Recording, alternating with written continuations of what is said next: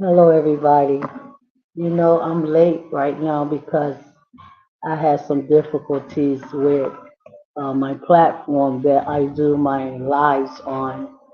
Okay, but I'm here right now. Okay, I'm here, and I'd like to thank the God of Abraham, the God of Isaac, and the God of Jacob for being here with you today. My name is Queen Elishaba. I am the prophet of the God of Israel. His name is Ahia. Give me one moment, okay? Celia, could you get this, please? And put it. Thank you again for patiently awaiting for whoever was waiting. We're going to have a very, very, very, very deep lesson today on this platform. Okay. Again, my name is Queen Elishaba, and I'm the prophet of the God of Israel, Ahia, the God of the Hebrew kingdom and nation, the God of the 12 tribes. No, don't put it there. Put it somewhere else. The God of the 12 tribes of Israel. Okay, let me give you the title today of this lesson today. GOCC elders cannot lead 144,000. The kingdom instructions. They don't know the path, Israel. They don't know the path to get the 144,000. Before we start, let me say Shabbat Shalom to the remnant today, the 144,000. I want to thank the God of Israel, the Holy Spirit, the Mother of Jerusalem. I want to thank them today, the Heavenly Host, the Son of God, Yeshua. I want to thank them for their holy day, the Sabbath. It's still the Sabbath day in Jerusalem because the sun haven't went down yet. It's about 4 o'clock over there, a little bit after 4 o'clock, so it's still the Sabbath day in Jerusalem. So I would like to thank the God of Israel and his host today for the Sabbath day, his holy day.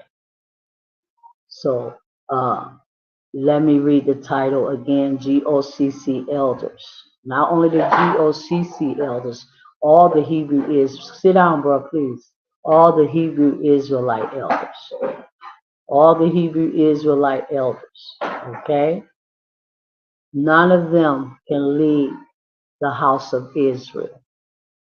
Me, as the prophet of the God of Israel, I have prophetic information that I need to share with the remnant and only the remnant. You can go ahead and do what you're doing, but just don't make a lot of noise.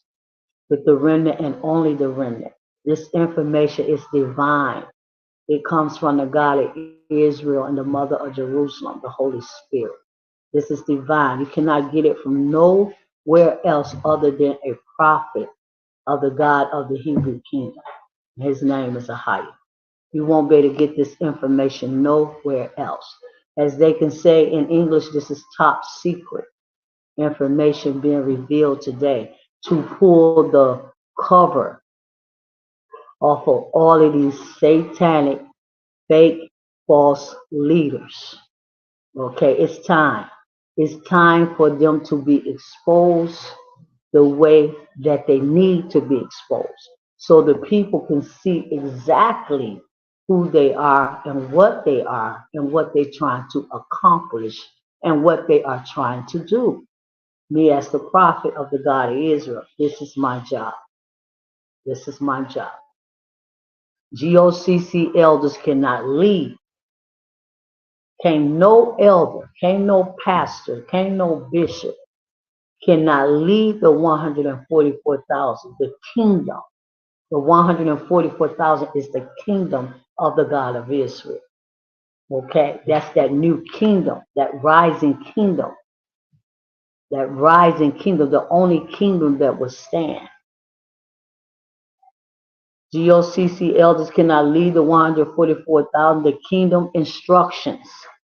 They don't know the path, Israel. They cannot give you instructions. No Hebrew Israelite elders. Why? Because the God of Israel, again, have never told a elder or a pastor or a minister or none of these people to say nothing to you, Israel, about him and what you need to do and how you need to do. They are false leaders. They are wolf and sheep clothing. That's who they are. They are wolves in sheep clothing. They pretending, talking about the Hebrew Israelite and the Christian church and all your religions. They pretending to be something that they are not. And this is the problem. And this is what's going on. And this what's got to be revealed today. To set it in order, to set the Hebrew record in order. That it's been set in order by the prophet of the God of Israel, Ahia. We're going to get our first scripture today. I'm sorry I was late for anybody that was waiting for me, but I'm here now. We're going to get our first Bible verse today, Matthew 7:15 through the 21 verse. I have quite a few things I need to say to you. I have some details I need to go over with you. I think we'll be going into the Strong's Concordance a little bit today. So let's start with Matthew 17:15 verse out of the New Testament.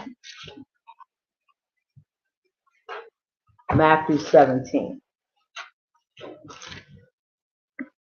I'm sorry, Matthew 7:15 verse.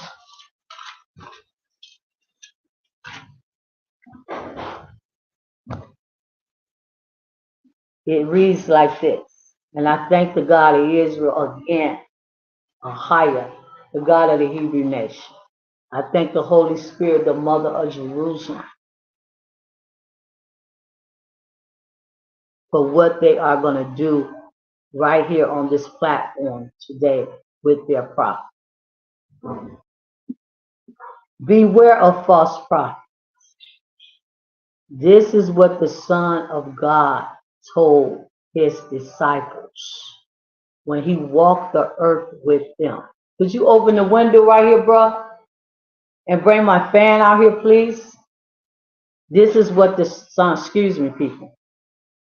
This is what the Son of God told his disciples. Beware of false prophets, which come to you in sheep clothing.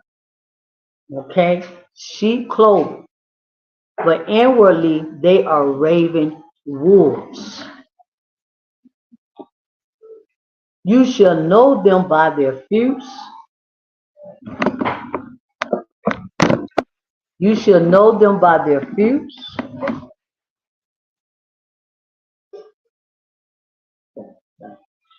You shall know them by their fruits.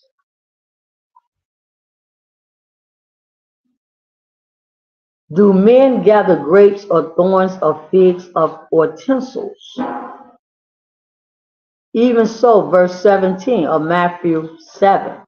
Even so, every good tree bring forth good fruit, but a corrupt tree bring forth evil fruit. A good tree cannot bring forth evil fruit, neither can a corrupt tree bring forth good fruit. Every tree that bring forth good fruit is every tree that bring not forth good fruit is hewn down and cast into the fire. Wherefore by their fruit you shall know them. Not everyone that say unto me, Yeshua, Yeshua, shall enter into the kingdom of heaven, but he that do the will of my Father, which is in heaven. Only he will enter into the new kingdom. The one that do the will of the Father. It's not about Christ. It's not about Christ like the Hebrew Israelite elders. They keep pushing Christ at you, Hebrews. Christ. It's not about Christ. When the Son of God walked the earth, it was never about Christ. It was never about him himself. It was always about his Father. And that's why I say right here in Matthew 7 that you're going to know them by their fruit.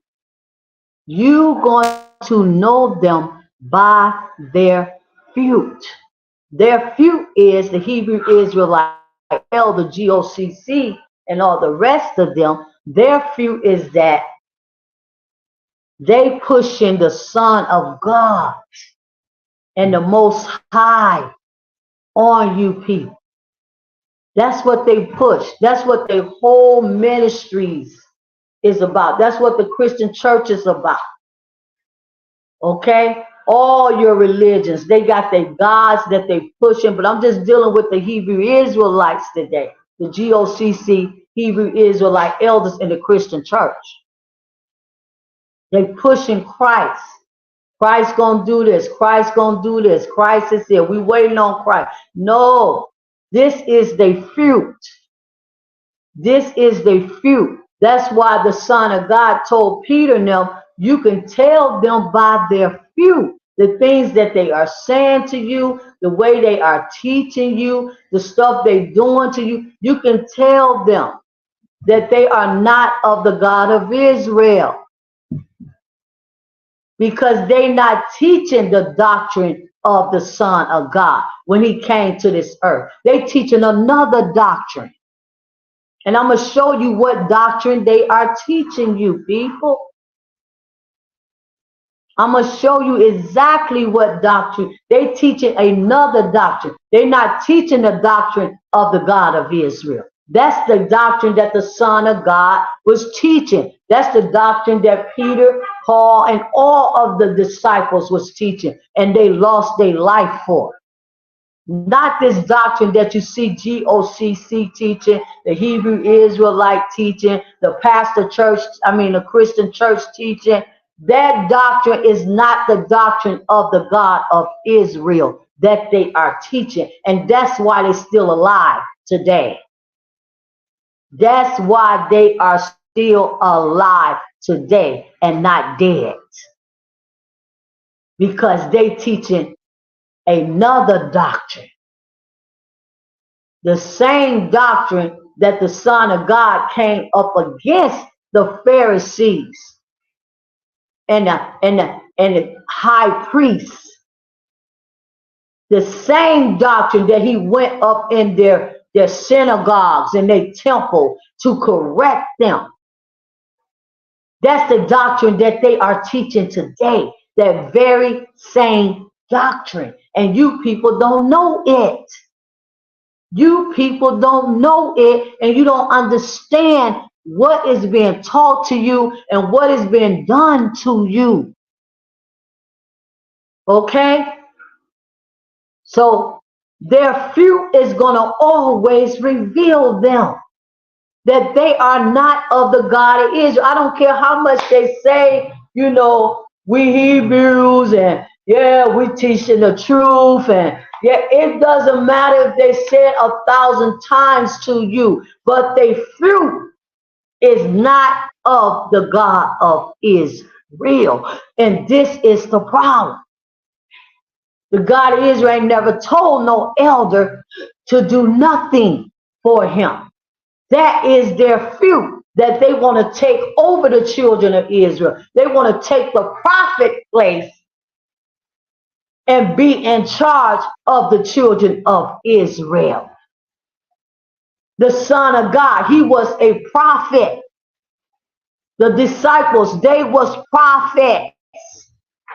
That's why they was prophets of the God of Israel, higher. And that's why they was able to teach the people in Jerusalem. Because only a prophet can teach the children of Israel. And I don't care about that injected stuff that they got in the New Testament, trying to make Peter and James and John them into elders. That's just injections. They was not elders. It was the elders that killed them. Let me say that loud and clear. It was the Hebrew Israelite elders that killed Peter, James, John, and the Son of God. It was the elders, the Pharisees, and the chief priests and the high priest. Let me go to my next scripture. My next precept is Matthew 10:17. Come on, Hebrews. Let me help you. Let me help you to wake up from your syndrome, your coma of religion. Let me help you wake up from your coma of tradition. Let me help you wake up, because you people are very sleep. You very, very religious, and you very, very sleep. And you need a real prophet of the God of Israel with real power of the God of Israel to wake you up.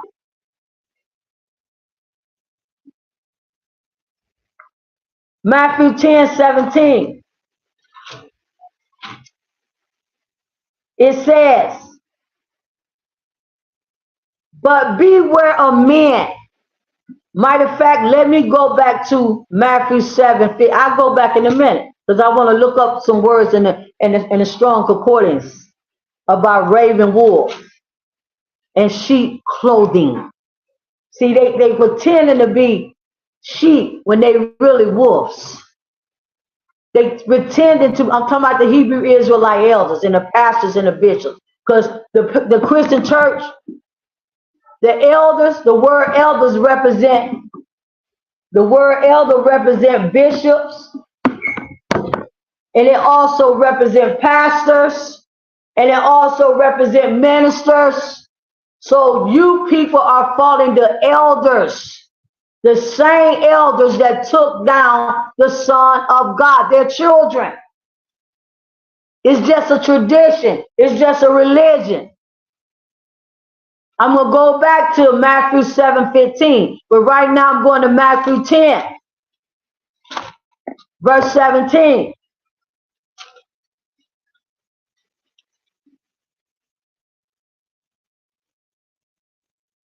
Look what he said in verse 16, the Son of God. Behold, Messiah is his name, the Mashiach in Hebrew, Messiah. Behold, I send you forth as sheep in the midst of wolves.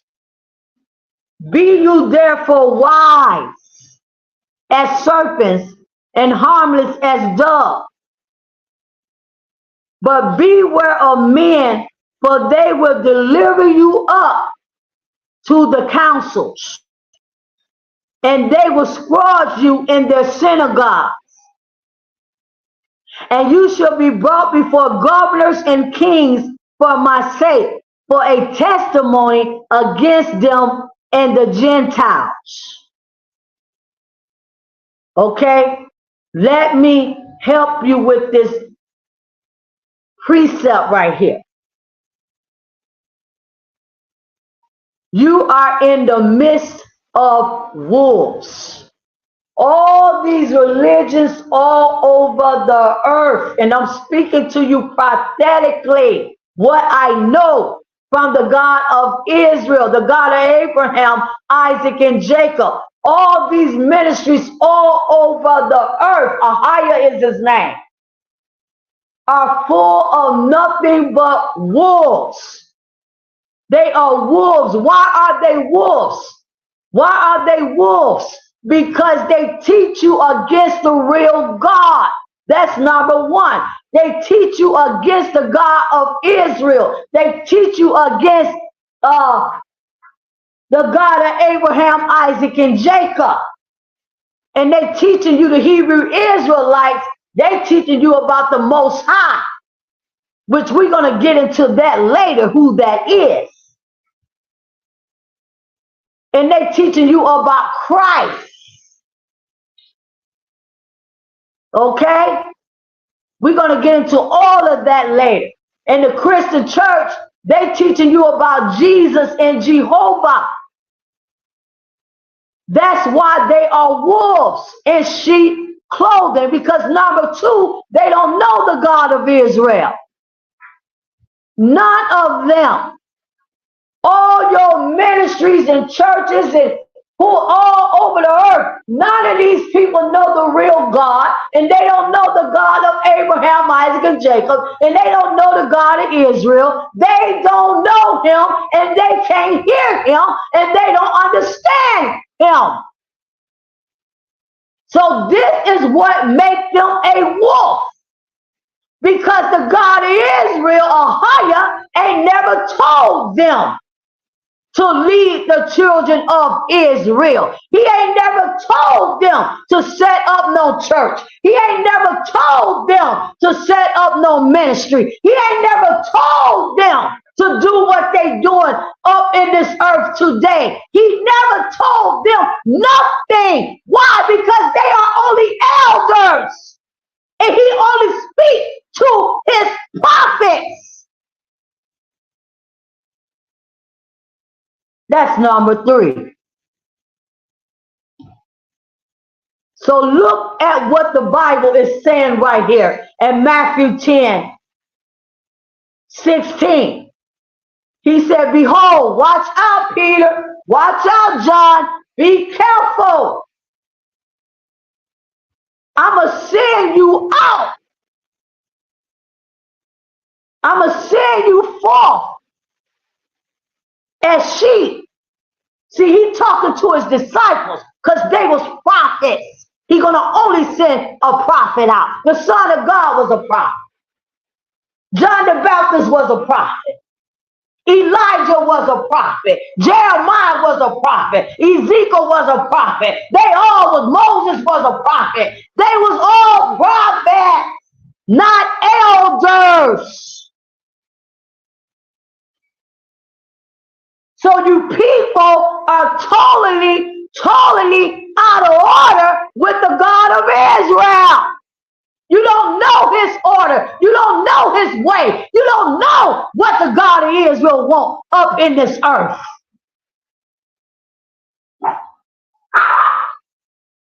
I'm going to send you for Peter as a sheep. What is a sheep? The sheep is the 144,000 that will make up the new kingdom. Those are sheep. I'm going to send you as a sheep in the midst of wolves. Wolves. They're going to try to tear you apart, Peter. They're going to try to eat your head off. They're going to kill. They're going to, oh my God. Be ye their wives. He said, watch out for these wolves, Peter. Watch out for these wolves. Watch out for them. You got to be wise, Peter. Don't be stupid. Don't follow their religion. Don't follow their tradition. Don't follow their doctrine. Don't follow nothing that they're telling you to do. What happened in ancient times is the same thing happening right now today. Let me say it again. What happened in ancient times when the Son of God, Yeshua, walked this earth is happening right now in modern times. So he said, be wise, Peter. Watch your back. Don't be stupid. And you people don't have no wisdom. You have no knowledge. And you have no understanding. Why? Because you let elders teach you. And elders ain't got no wisdom of the God of Israel. I'm talking about Hebrew Israelite elders, pastors, bishops, whatever elder you got in front of you. They don't have no wisdom and knowledge that comes from the God of Israel.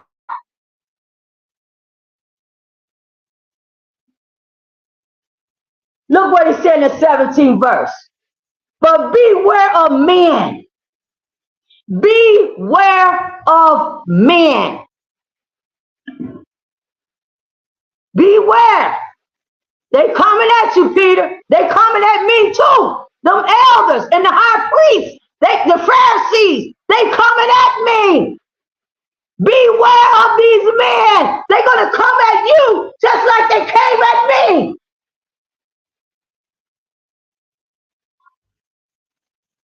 But they will deliver you up to the council.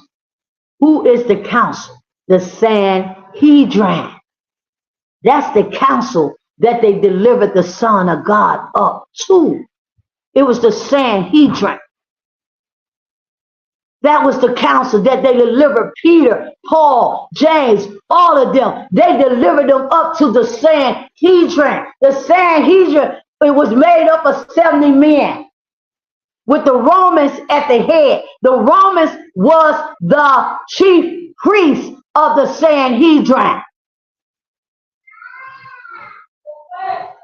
The very same thing going on back then. They got the Sanhedrin today. They ain't went nowhere. They still here. They just got a different name.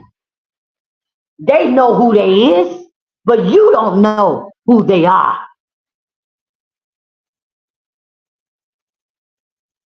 Beware, for they will deliver you up to the council. And they will scourge you, Peter, just like they did the Son of God. They beat him, they spit on him, all of that. They will scourge you in their synagogues. They beat Paul, they beat them all. Why? Because they was teaching the doctrine of the God of Israel. That's why they beat them. And that's why they beheaded them. And that's why they killed them. And that's why they killed all the prophets of the God of Israel. Because they was teaching the doctrine of the God of Israel, Ahia. And the elders. Y'all better watch out for these elders, because you don't know who these elders is. I'm going to tell you who they is today. These Hebrew Israelite elders. I'm going to tell you exactly who they are today. The elders. Judah. That's who the elders is. Judah. It always been Judah, and it's Judah right now today. The elders.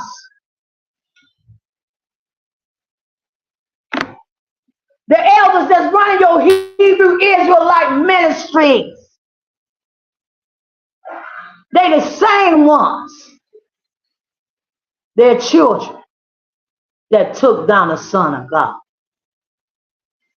and the disciples.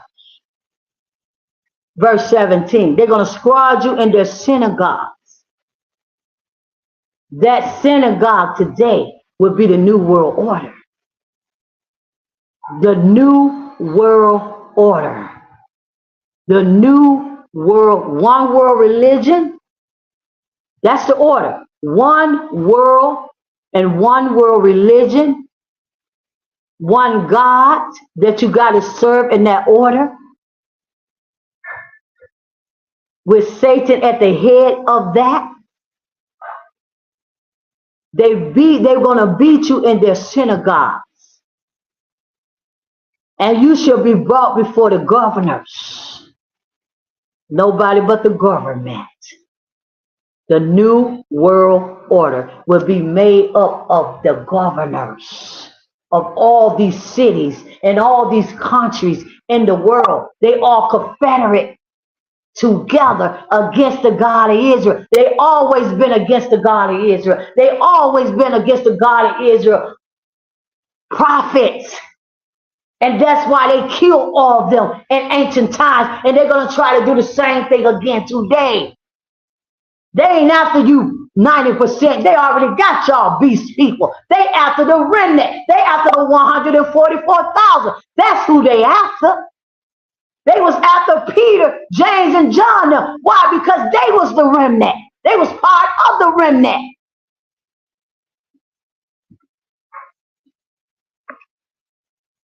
Look what it says. And you're going to be brought before the synagogues.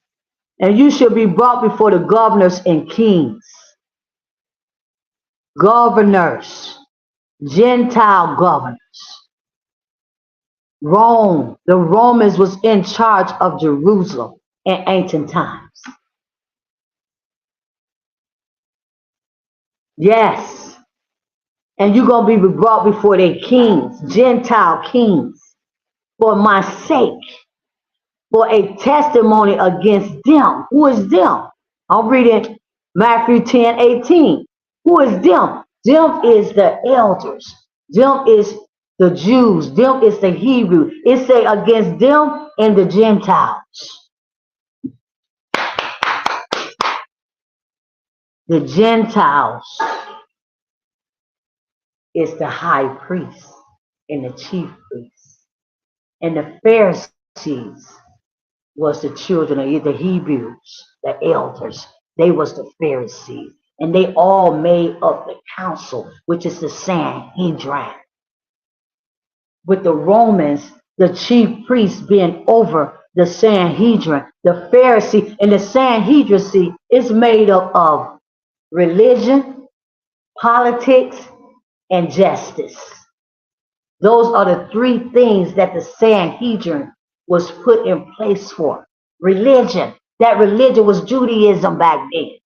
The very same religion that the Hebrew Israelite elders is doing right now with a Christian church spin on it. It's only Judaism. That's all it is, with a Christian church spin on it. Same thing. Back then, it was Judaism with a Christian church spin on it. Same exact thing. They had their own tradition. They had their own way. They had their own law. They got mad at the Son of God because he used to go up in their temple, not the God of Israel temple, their temple, like y'all got y'all temples today. Every time he went up in there, they tried to kill him because he went up in there to go against what they was teaching the people. The elders, the Pharisees, they was the ones that was over the temple. The elders, people, they are the Pharisees. That's who they are. The Hebrew Israelite, Judah. It was Judah. It was Judah then and it's Judah now. They religious fanatics. The Hebrew Israelites, they are religious fanatics. They was part of the Sanhedrin then, and they part of the Sanhedrin right now. That's why they still alive. Because they teaching exactly what the Sanhedrin and the council want them to teach. And what is they teaching the Hebrew Israelite elders and the pastors and the bishops in the Christian church? Teaching you to stay away from the real God.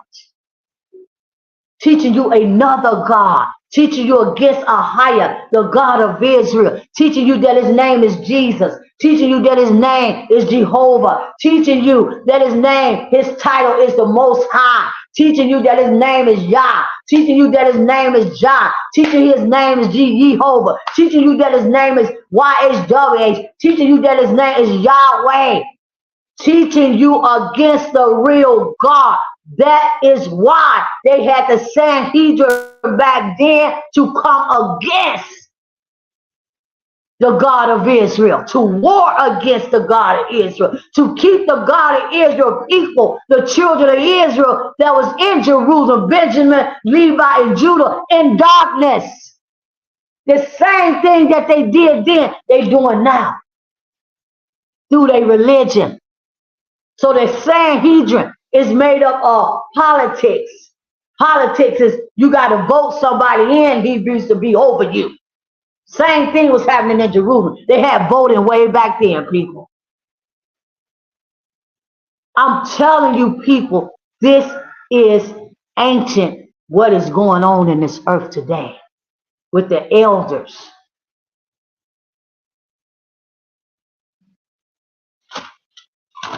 Let me keep going. I got quite a few scriptures to cut. Matthew 10. So they're going to deliver you up to the council. Okay? And you're going to be brought before the kings for my sake, for a testimony against them and the Gentiles. See, it's all about the Jews and the Gentiles.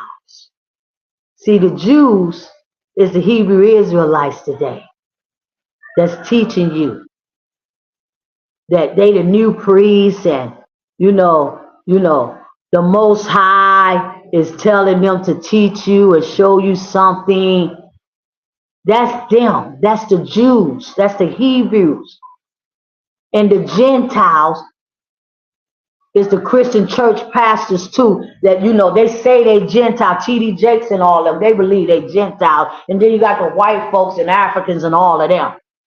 But these people are going to deliver you up. And they're going to beat you in the synagogue. What synagogues? Back then, it was their temples. Today's the same thing. Why do you think all these churches set up all over the world with 501c3s? Well, you got to go to the government and let the government, you know, make your church official. Why? Because the Gentiles, the council, the Romans, they got to be in charge of everything and everybody. It's the same exact thing with the Pharisees, the elders, the Judah, trying to lead the children of Israel with Judaism, with a Christian church spin on it.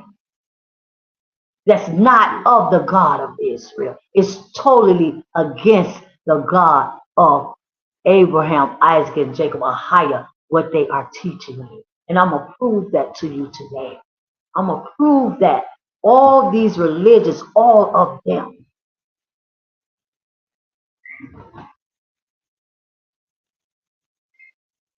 and look what he said in verse 19 of Matthew 10.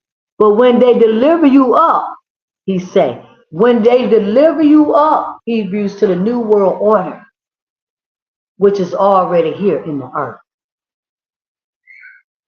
When they just waiting on this, they waiting on the Sanhedrin, the council. They the ones in charge anyway. They wait the 70 men that's over this earth, over these orders, over everything that we see up in this earth, the Sanhedrin. They was in charge back then, they in charge today. They waiting on the Sanhedrin to tell you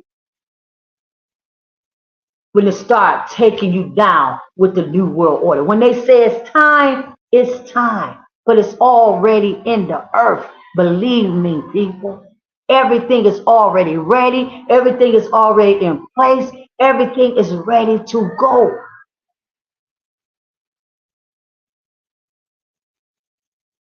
So look what it said. So they're going to use these churches and these shrines and all these malls and stuff. They're going to use those synagogues to take you up in there and scourge you. They will be holding places for the children of Israel. The 90%, the beast people, that they're going to make slaves out of in the new world order. Because they won't be able to touch the remnant. I guarantee you that. They will not be able to touch the God of Israel remnant. They're going to scourge you. They're going to beat them. They're going to torture you up in the synagogues. The same thing that they did to Paul, Peter, and all the rest of them. They took Paul up in the synagogue in front of, what was his name? Agrippa and all of them. Agrippa and all of them. That was the synagogue. And they beat Paul and they put him in jail and all kind of stuff. It's the same exact thing going to happen today. And Paul and them said, no. They said, denounce your God. They're going to try to tell the remnant, some of the remnant are going to lose their life, the 144,000. They're going to say, denounce your God, Ahia. Denounce your God. What did Paul and them tell them? What did Peter say?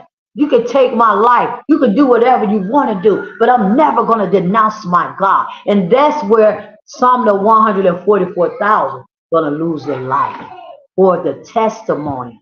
That's what he's saying in Matthew 10:17. You're going to lose your life to the new world order for the testimony that you are the child of the God of Israel. You are the remnant. You are the 144,000. You're not going to bow down,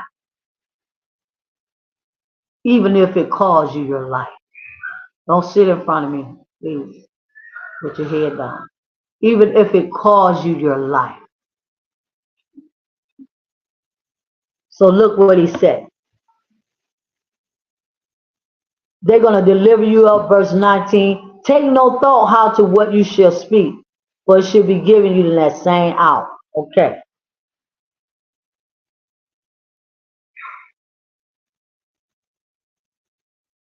It shall be given to you that same hour what you shall speak. Verse 20. For it is not that ye that speak, but the Spirit of your Father which speak in you. That's the Holy Spirit that speak in you. See, the remnant, the 144,000, the chosen people, will be able to hear the God of Israel. They will be able to hear the God. No, you can't hear him right now because you plugged up under these Hebrew Israelite elders, the Pharisees, the modern day Pharisees. You plugged up under them.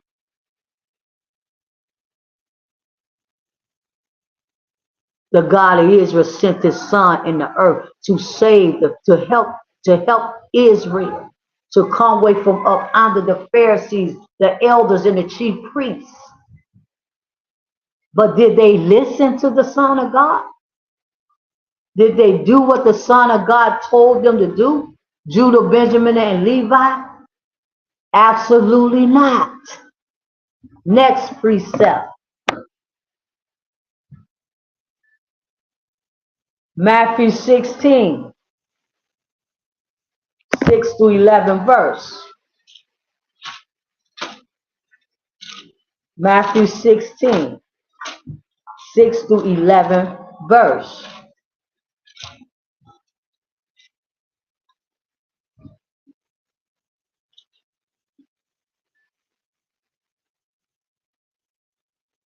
Let's start at verse 1. The Pharisees also with the Sadducees came. Who is the Pharisees? Again, nobody but Hebrew elders. It was Judah. That's the Pharisees. They was over the temple with the high priest. Judah, the elders. Okay. The Pharisees also with the Sadducees came and tempted, desiring him that he would show them a sign from heaven. Let me go to verse 6. Then Yeshua said unto them, Matthew 16, 6. Then Yeshua said unto them, let's go to verse 5. And when his disciples were come to the other side, they had forgotten to take bread.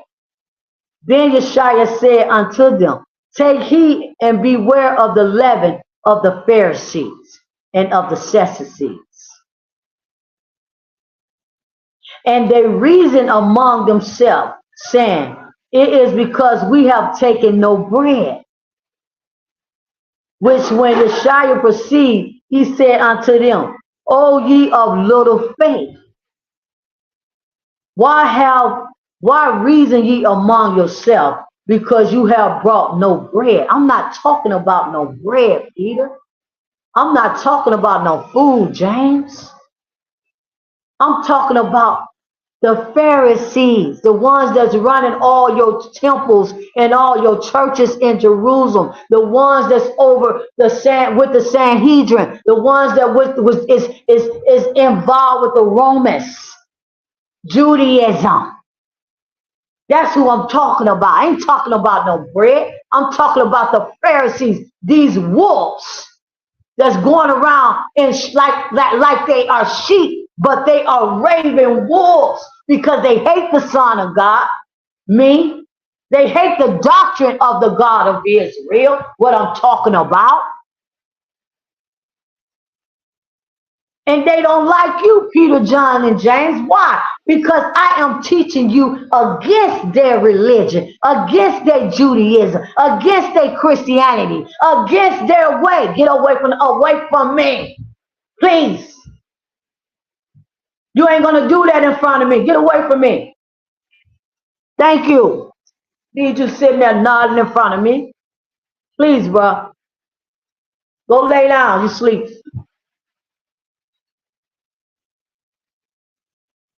So he's saying, they thinking he talking about bread, but he said, beware of the leaven of the Pharisees, meaning their religion. The Pharisees is the elders, Judah. That was the Pharisee. I cannot pinpoint that enough to you, Israel. He said, beware. Watch out for the leaven of the Pharisee. That leaven is their doctrine. That's the leaven. The leaven is their doctrine. Matter of fact, let me look this up in a strong concordance.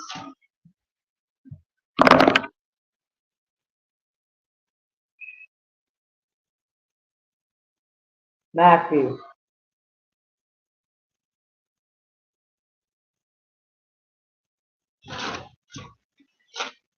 Matthew 16, 6.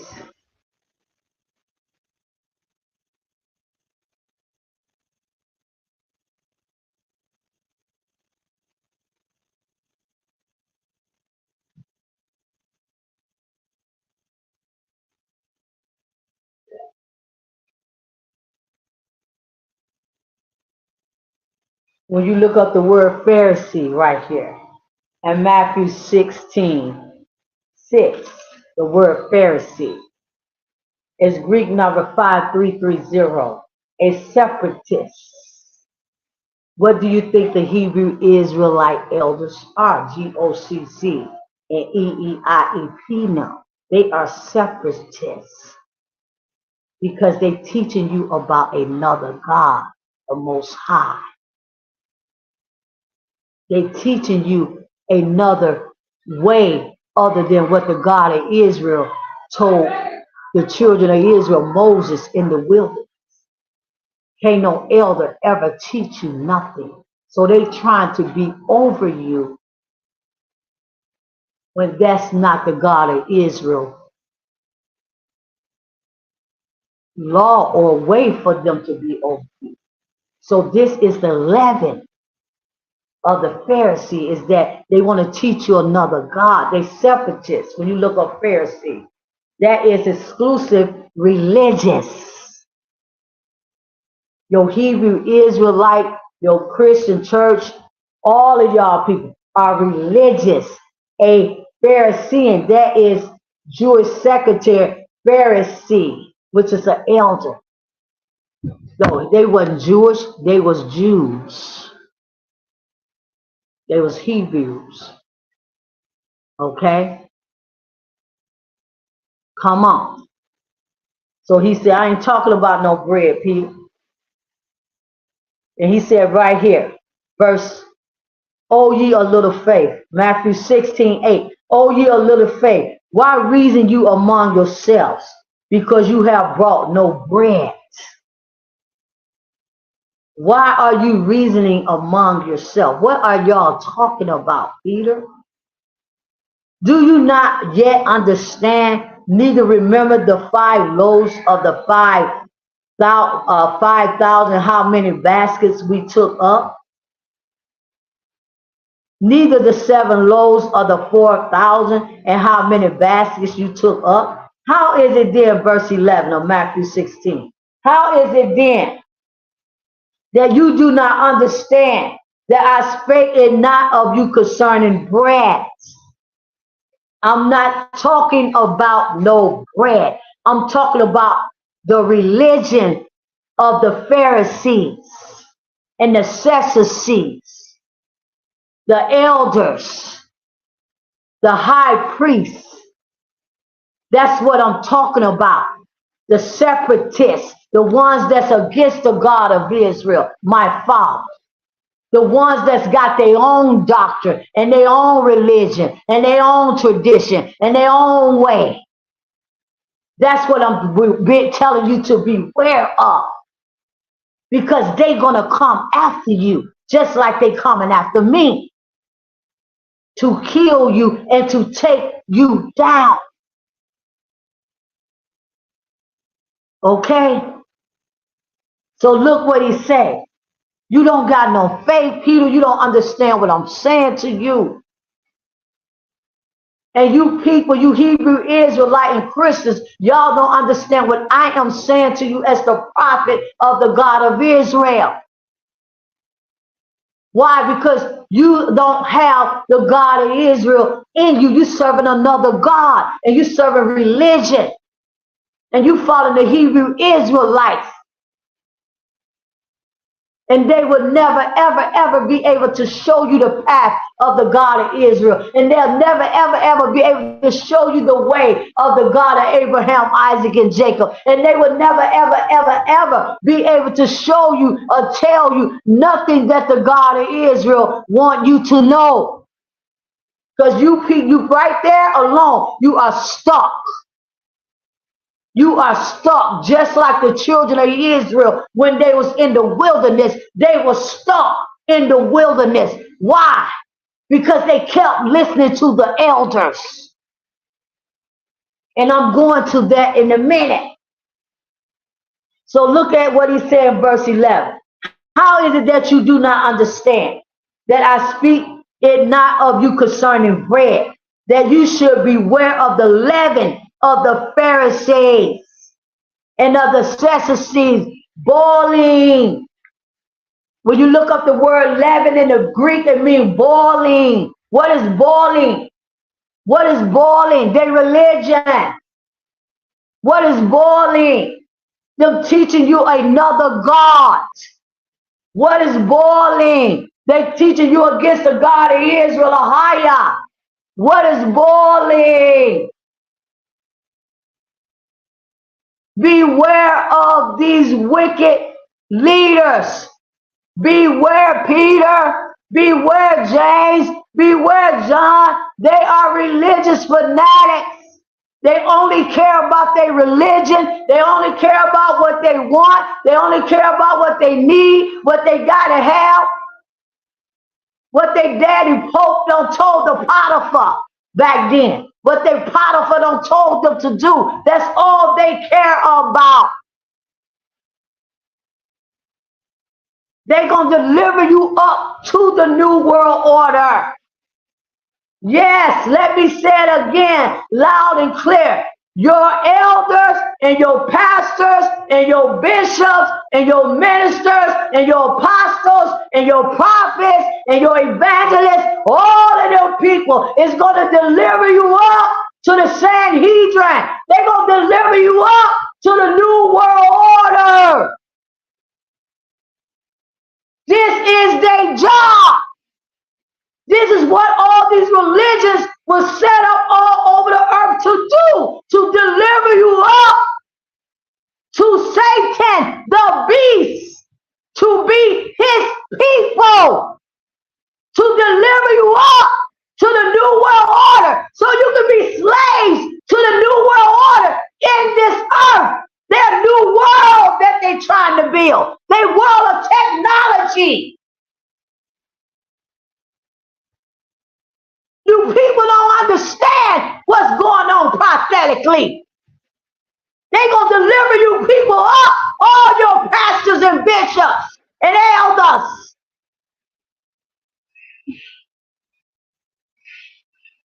Just like they delivered up the Son of God. The Hebrews is the one delivering him up. The elders kill him, take him down, crucify him. Why? Because he was a prophet. And that's why they killed the Son of God. Because he was a prophet. That's why they killed John the Baptist. Because he was a prophet of the God of Israel. Ahia.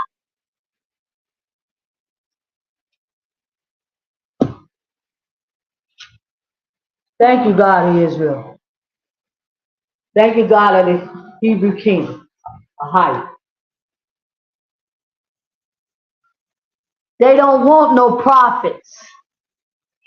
They only want their prophets, the prophets of Baal, the prophets of Satan, the elders of Baal, the elders of Satan, the pastors of Baal, the pastors of Satan. That's all they want. They don't want the doctrine of the God of Israel, the divine truth. that only a real prophet of the God of Israel can have it and no one else. They only want all the false prophets and elders. So that's why they got rid of all the prophets. They killed all the prophets, the elders, the Hebrew Israelite elders, Judah, and the kings of Jerusalem. Judah again. So it's Judah, the kings that killed all the prophets, and it was Judah, the elders, that killed all the prophets. And it was Judah, the elders, that was over the people. And the kings was right along with them. All of them was against the God of Israel. Ahiah is my name. Let me go to my next precept. So he said, beware the leaven of the Pharisees and the Sadducees.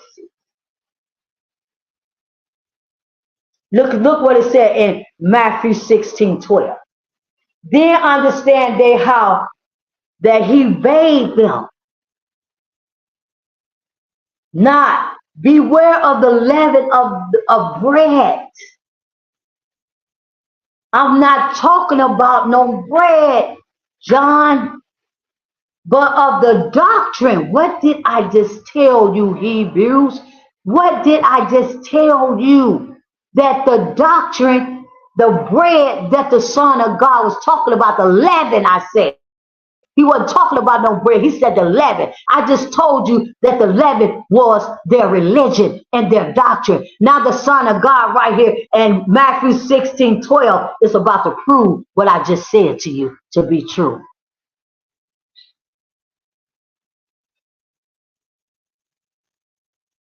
Beware of the leaven of the bread.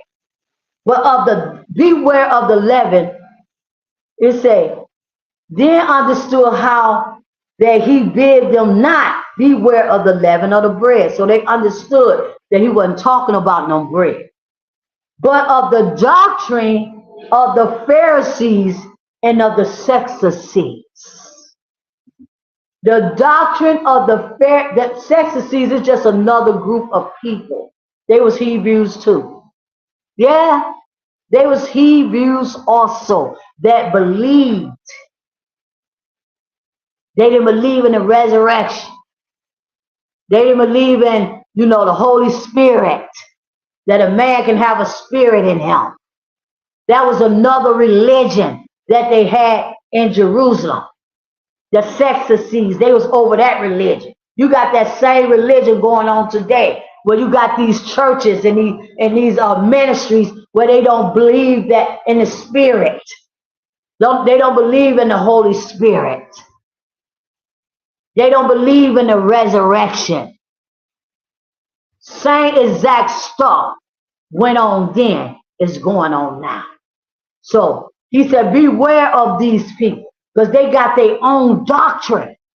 Them Pharisees, them Hebrew elders, that Judaism that they teach it with a Christian church spin on it. He said, beware of that doctrine, because that doctrine, Peter, John, and James, it's going to keep you away from the real God.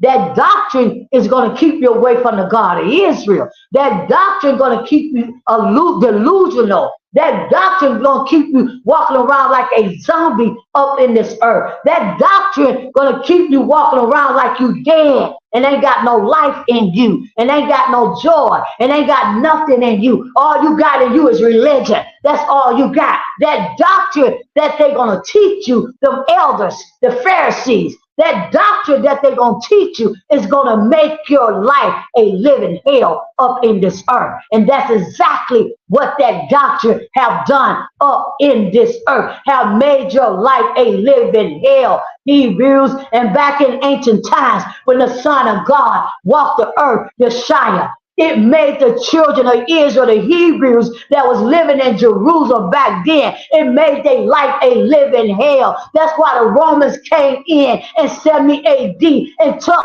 Hebrews down and took the children of Israel down. Why? Because they was following the doctrine of the Pharisees, and they was following the doctrine of the Sadducees, and they wasn't following the doctrine of the God of Israel. And that's why the Romans came in 70 AD and took Jerusalem down and killed the children of Israel up in there. Why? Because he sent the Son of God, Ahiah, the God of the Hebrew kingdom, the God of the 144,000, the God of the children of Israel. He sent his Son to tell the children of Israel. He sent his Son to teach the children of Israel the doctrine of the God of Israel. But they didn't want to believe that doctrine. And because they didn't want to believe that doctrine, and they followed the doctrine of the Pharisees, the elders, they followed the doctrine of the Pharisees, and because they followed the doctrines of the Pharisees, the God of Israel sent the Romans in to take Jerusalem down. Next precept.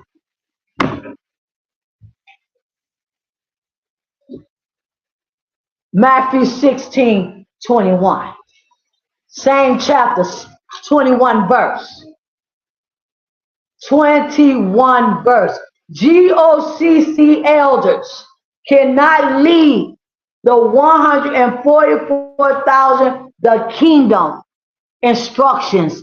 They don't know the path, Israel, and they don't know the way, and they don't know nothing to tell you but go to sing in the choir.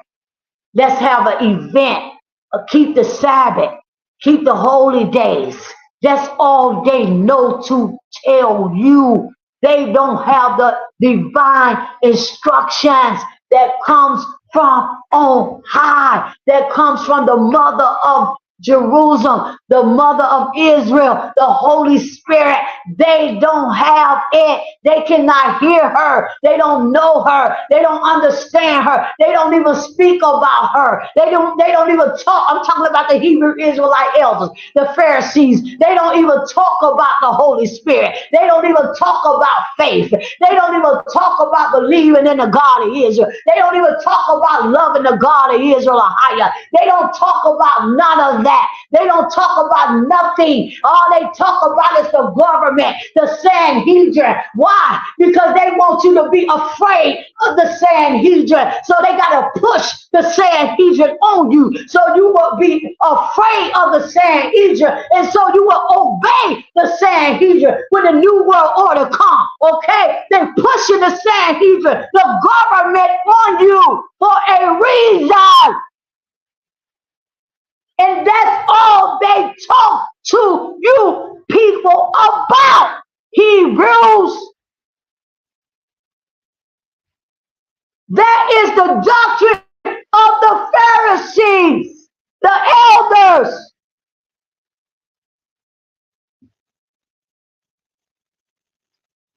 Matthew, I'm going to 21 verse. Thank you, Ahiah, God of Israel. From that time forth,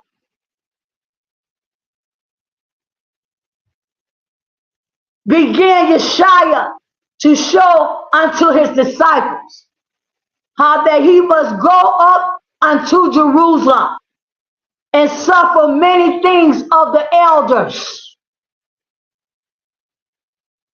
and chief priests and scribes,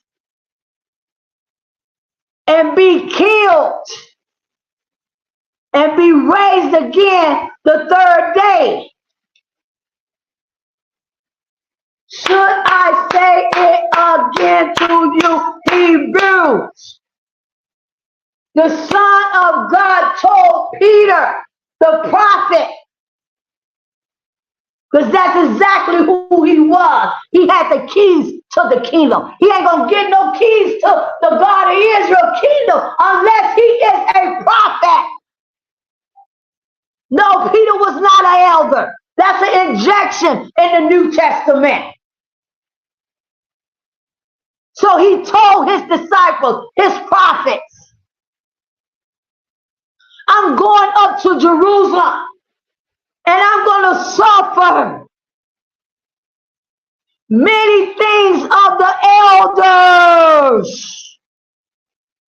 You notice the word elder right here in Matthew 16:21 is the first word. I'm going to suffer many things of the elders.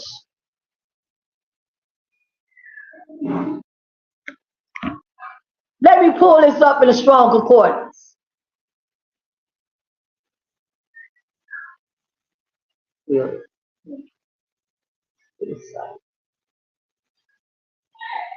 Matthew 16:21.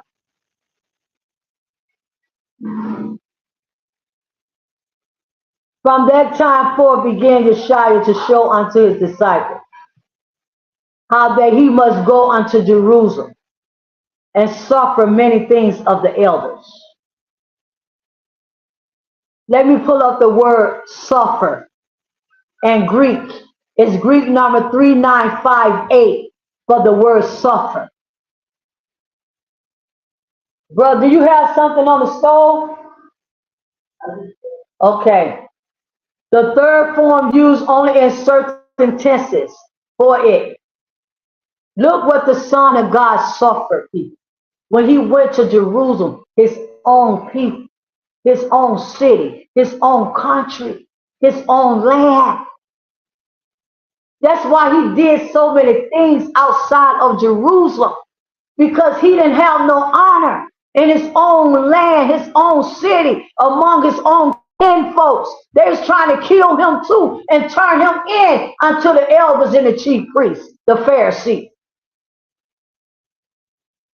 So that's why he went all around Jerusalem and little villages and other places, because he couldn't go in Jerusalem. Because he knew when he went in Jerusalem, the Sanhedrin, the Romans, the high priests, and the elders was going to kill him. So look what it said, Greek number 3958 for some. To experience a sensation of impression, usually painful, feel, passion, suffer. So the Son of God was in pain when he died. A lot of pain.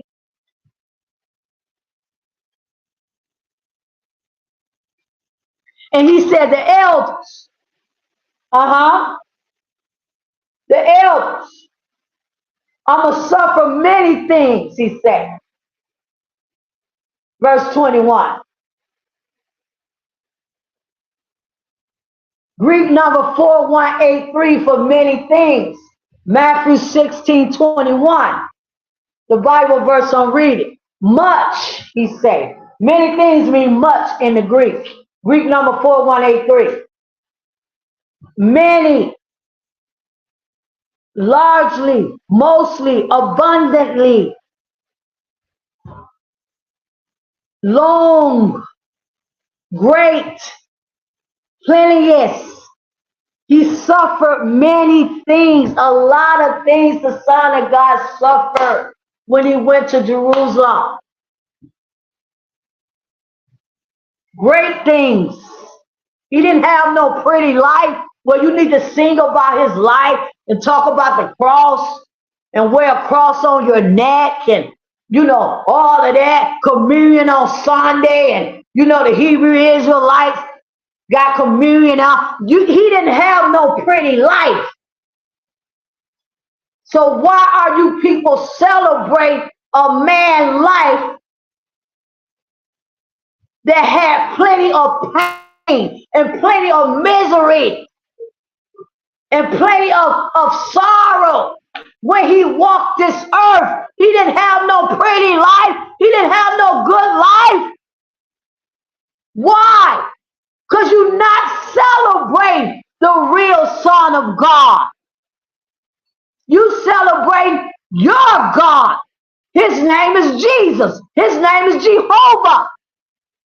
His name is the Most High. That's his title for the Hebrew Israelite. Yah, Jah. Why is WH? That's your God that you celebrate with your communion and your cross around your neck and all of that stuff. The God of Israel ain't never told you to celebrate his son's death. Are you people crazy? Are you people nuts? Yes, you are nuts. And yes, you are stupid. And yes, you are dumb. And yes, you are crazy people. That's that bread. That's that leaven of the Pharisees. That doctrine. That's what you people follow. The doctrine of the Pharisees, which is the elders of the Hebrew Israelite churches. That's the Pharisees. The Hebrew Israelite is the Pharisees that killed the Son of God in ancient times, the elders. That's what you follow. You follow their doctrine. You're not following the doctrine of the God of Israel. That's why you got communion and all that. And you got to get a choir where you singing about, the Hebrew Israelite say they singing about the Most High. Who is that? I'm gonna tell you who that is too. Before this is over. Yeah, come on in and come on out. Because the prophet gonna bring it out today. All the way out. Let's go. Thank you. Okay. Let's go to the next precept. I'm finished with that.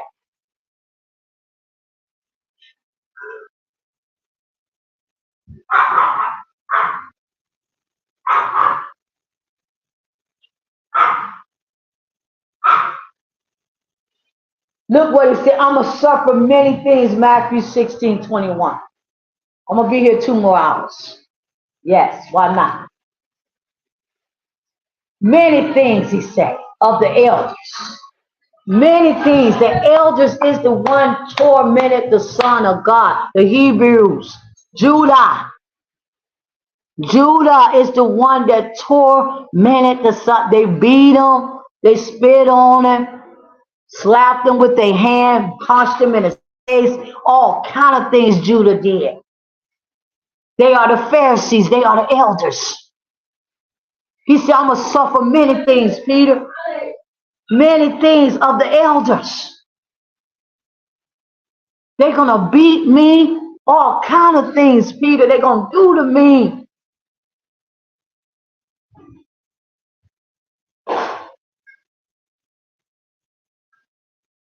And that's why I'm saying this to you people right now. Look what it says. When you look up the word elder in Matthew 16:21. See, I got to take my time today. Look what it says in the Greek for the word elder. Greek number 4245. Elderly,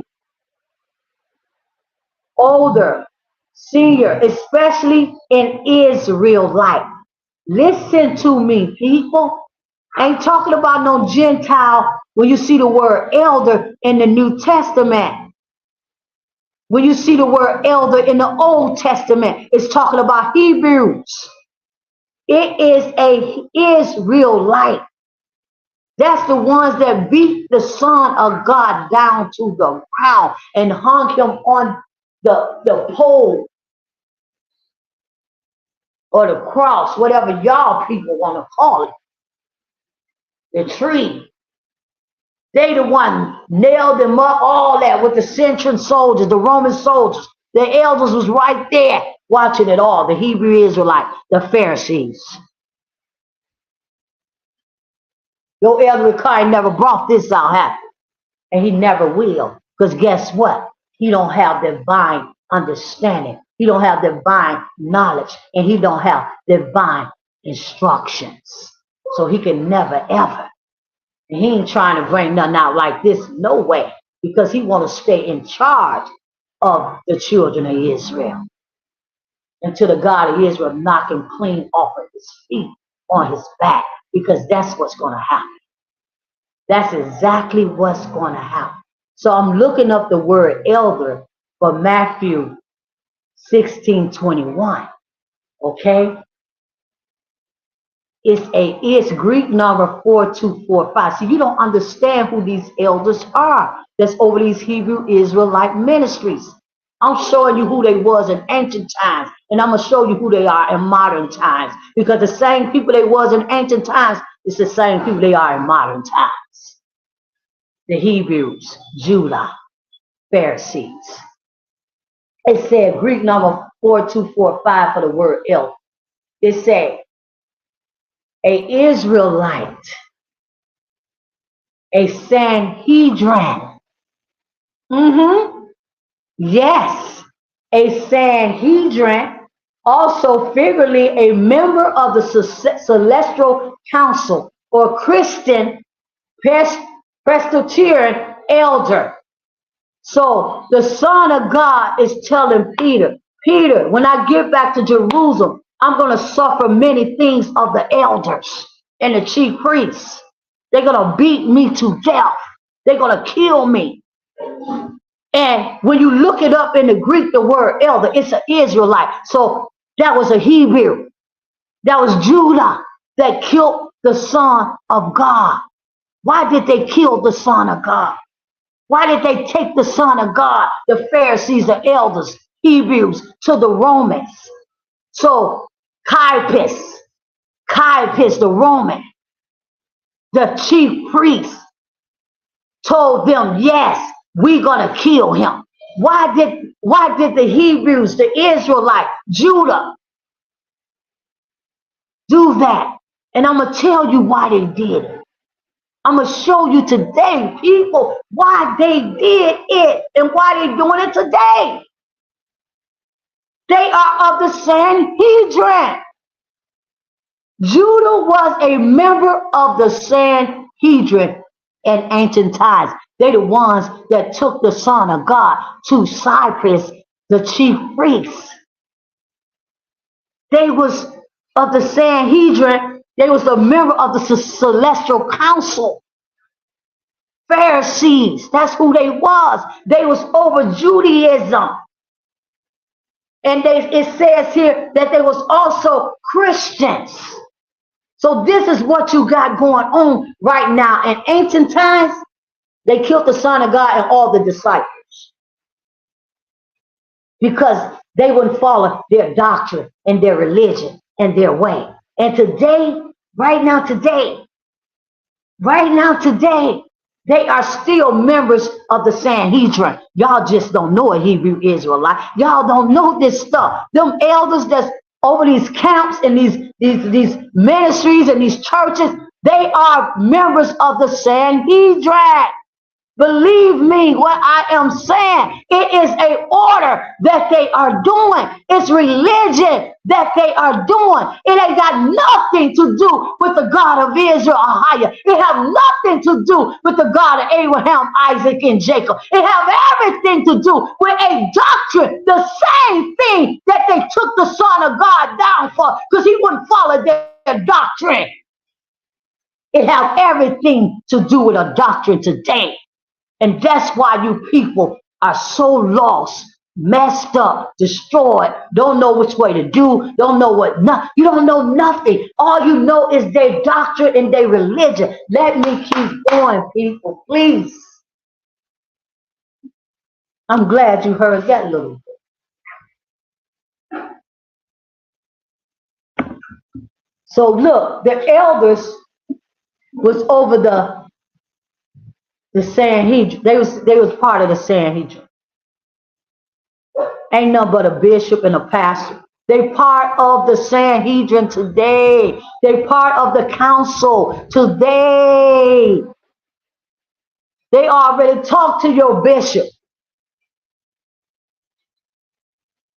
They already taught the Romans, the people that rule this earth. They already talked to your bishop and your pastor now and told them what they got to do when the new world order comes. And your Hebrew Israelites, they already talked to them and told them what they got to do. They got to deliver you up to the council.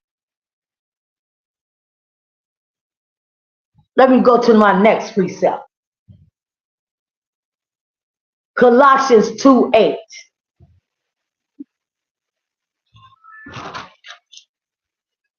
Colossians 2:8. Before we go to Colossians, I'm going to hold this because I'm stuck on elders right now. We're going to just stay on the elders for a minute. We're going to stay with the elders right now because these Hebrew Israelite elders, they are wolves. They are wolves. They are evil. They are wicked. And they are against the real God. They are wolves in sheep clothing. Gocc in all of them. Matthew 15:2. Let me go to Matthew 15:2. Let's stay in Matthew a while. Let's stay in Matthew a while. Matthew 15:2. Start at verse 1. Start at verse 1. Then came Yeshua, scribes and Pharisees. Scribes, again, ain't nothing but Hebrews that was living in Jerusalem. Ain't nothing but Hebrews that was living in Jerusalem. Judah, Benjamin, and Levi. Then came Yeshua, scribes and Pharisees, which were of Jerusalem, saying, why do thy disciples transgress the tradition of the elders? The Son of God looking at these mad men, these wolves in sheep clothes, the elders, the Pharisees, and the scribes. He said, why do your disciples transgress the traditions of the elders? Who care about your tradition and who care about your elders? This is what the Son of God looking at these people like they are crazy. Why would you people come to me? You wicked, evil leaders, you hypocrites. Why would y'all come to me and talking to me about some tradition of an elder? Who is an elder to me? An elder ain't nobody to me. An elder is nobody to my Father. Who cares about what your elder wants over your Judaism? Your Hebrew Israelite churches. The God of Israel hate your Hebrew Israelite churches. Just like he hated them back then, he hates them today. He said, get up out of my face. What is y'all hypocrites talking about now? I'm transgressing the tradition. I could care less about your tradition too. See, they'll go that leaven. That's the leaven of the Pharisees right there. That's the leaven that the Son of God was warning his disciples about. That's the leaven, the tradition of the elders, that doctrine. See, that leaven today is the Hebrew Israelites telling you that his name is the most, that his title is the Most High. That you got to keep the Sabbath. You can't keep the Sabbath. You cannot keep the Sabbath unless you are in Jerusalem. Unless you are sitting in the face of the God of the Sabbath. You can't keep it. You can't do it. But your elders, see, that's that leaven of the Pharisees, the elders, the Hebrews, Judah.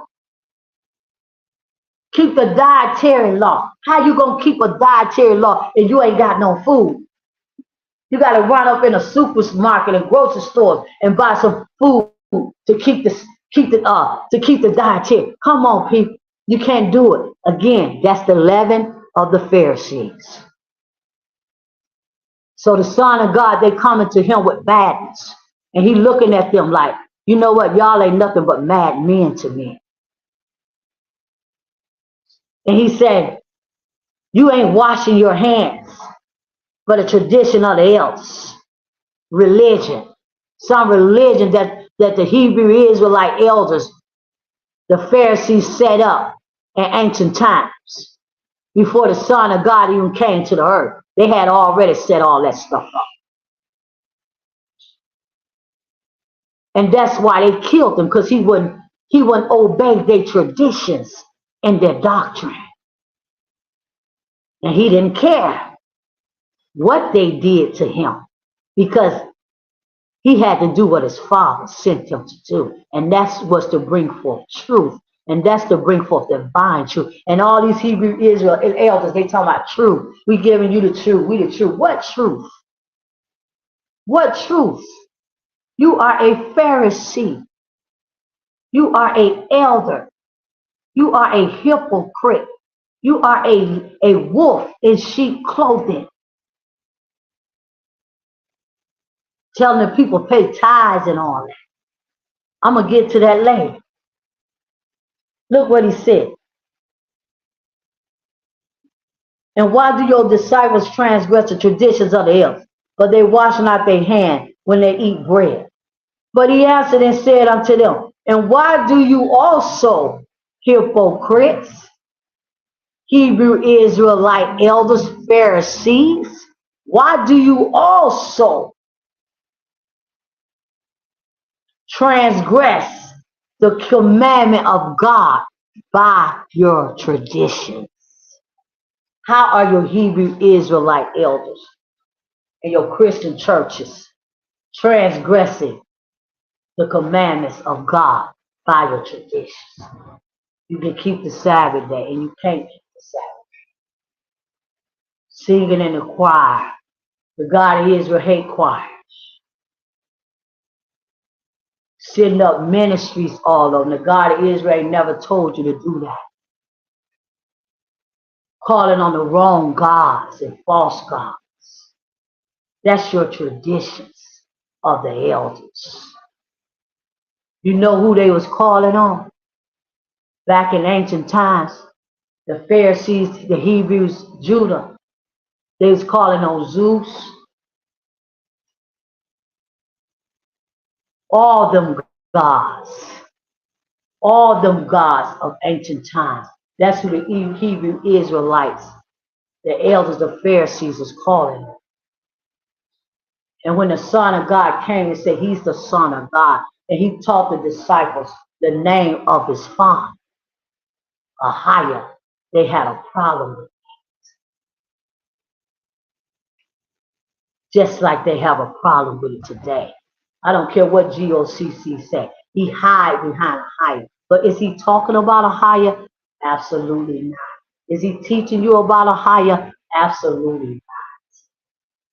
Is he calling on Ahiah? Is he worshiping Ahiah? Is he praying to Ahiah? Oh, absolutely not. Is he glorifying Ahiah? Absolutely not. The Most High is who he glorified. And that's not Ahiah. And that's not his title. So let's go to our next verse. Let's go to our next verse. Let's go to Matthew 21:23. See, these elders ain't number Sanhedrin. Back then and today, they connected to the council. They connected to the council. Matthew 21:23. All your churches, all your mosques, all your ministries is connected to the council.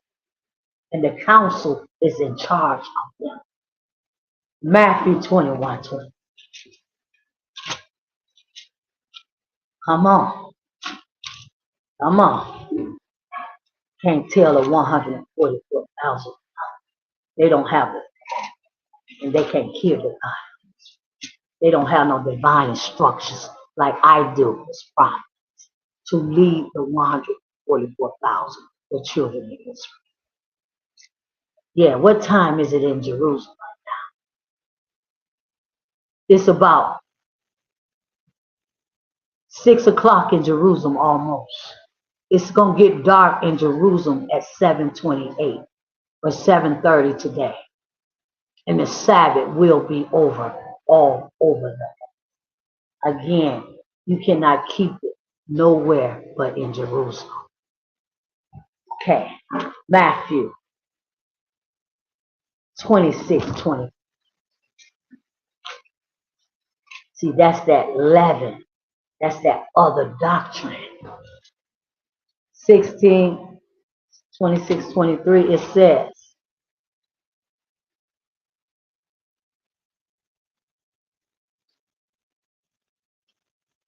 no,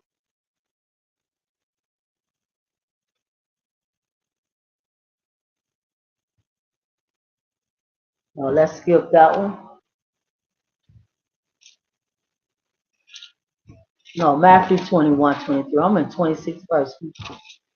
21:23, it says,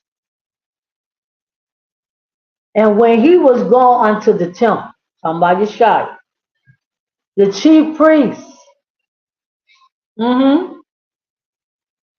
the chief priest probably was Levi, the Leviticus priesthood, but they wasn't with the God of Israel. They was following Judaism and Christianity. So it was the Pharisees and the chief priests that ran all the synagogues and all the temples in Jerusalem. And when he was come into the temple, the chief priests and the elders of the people came unto him as he was teaching and said, by what authority does thou these things? And who gave thee this authority? See, every time he went into the synagogue, into the Christian churches, and the Judaism churches, and the Islam churches, and all the churches he went into, every time he went up in there, and when he come into the chief priests and the elders will always come up to him. And they said, who gave you authority to teach?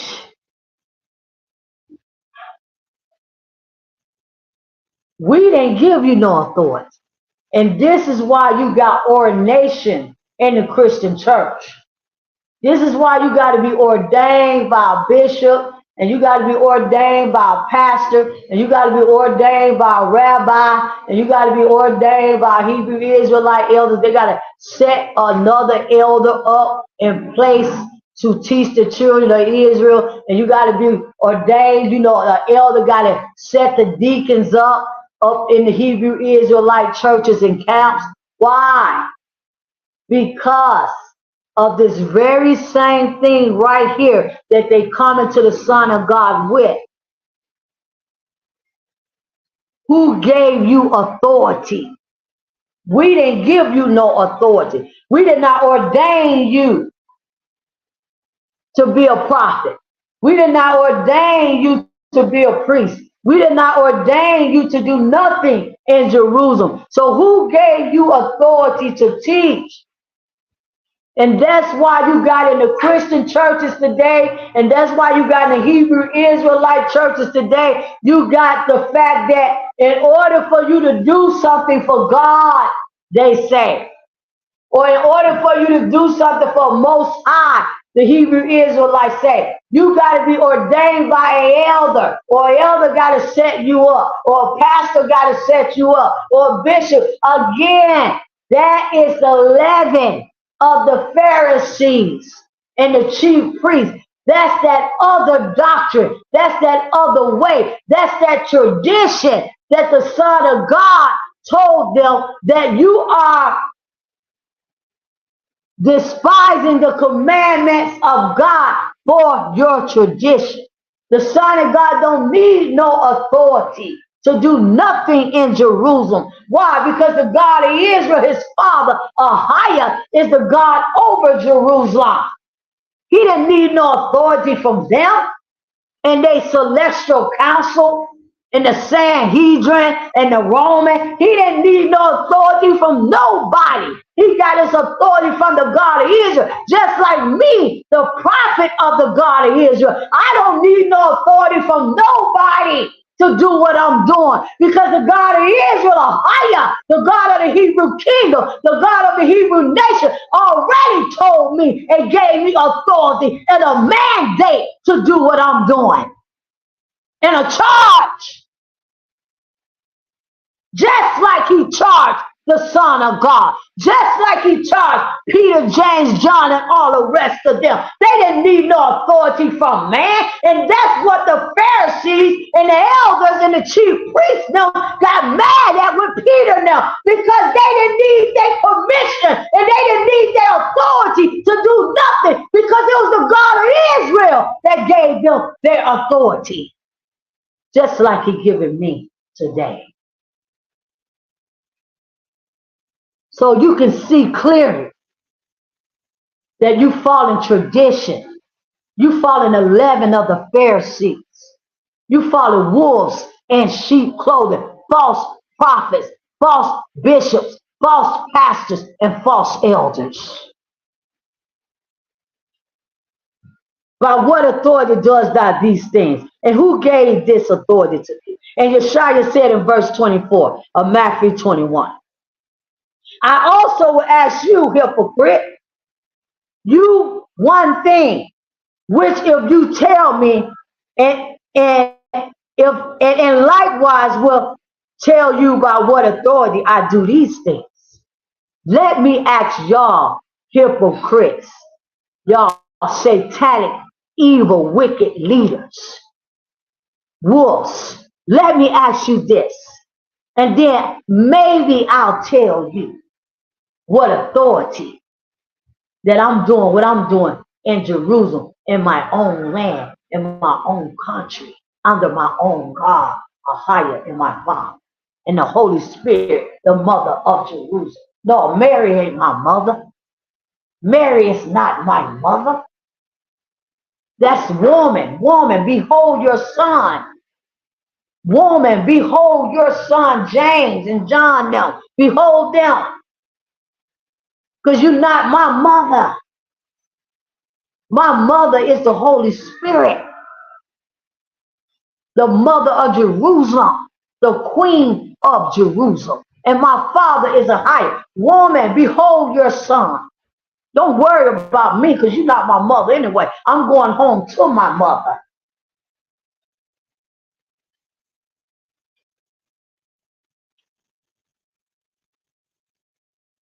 Look what he said. Verse 25 of Matthew 21. The baptism of John, this is what the Son of God asked. Which was it, from heaven or of man? And they reasoned within themselves. See, you can ask any religious person today. I can ask any of y'all Hebrew, Israelite, Christians, all of y'all people. I can ask you questions right now, and you won't understand nothing that I'm asking you. Because you are disconnected from the realm. You disconnected from the God of Israel. You don't know him, and you never will, because you're religious. Look what he said. Was John the Baptist's baptism from heaven? Was it from the God of Israel? And they reasoned within themselves, saying, if we should say from heaven, he will say unto us, well, why did ye not believe him? See how the Son of God using wisdom on them that comes from his Father, the God of Israel. Why did you not? Okay. But if we shall say of man, we fear the people, for all hold John as a prophet. And they answered Yeshua and said, we cannot tell. Exactly, because you don't know. And he said unto them, neither tell I you by what authority do I do these miracles, and what authority do I minister and talk to the people in Jerusalem and teach them about my Father. the God of Israel higher. I ain't going to tell you nothing. Why? Because you can't answer the question if John's baptism was of the Father. So if you can't answer that, there's no reason for you to tell, there's no reason for me to tell you, hypocrites, what authority am I using to do what I'm doing. Next precept. Matthew 16:23. Matthew 26:23. We getting there, people. We getting there. 26:23. Come on. Now I'm going to use that. I don't need that one. Matthew 26:3. Let's start at verse 1. And it came to pass when Yeshua had finished all these sayings, he said unto his disciples. Did you put water there, bro? Did you put water in the beans? Okay, please, because you don't want to burn them. They ready. I think they're ready. I'm close. Excuse me, people. And it came to pass when Yeshua has finished all these sayings, he said unto his disciples, you know that after 2 days is the feast of the Passover. It's time for the Passover, Yeshua said. I'm reading Matthew 26:1. And he said, and the Son of Man is betrayed to be crucified. Who was, okay? Then assembled together the chief priests and the scribes and the elders of the people. The elders of the people. Same thing going on today. The elders of the children of Israel, the Hebrew Israelite, Gocc, the narcissists and the hypocrites. Exactly. That's what he is. A narcissist and a hypocrite. A Pharisee. An elder.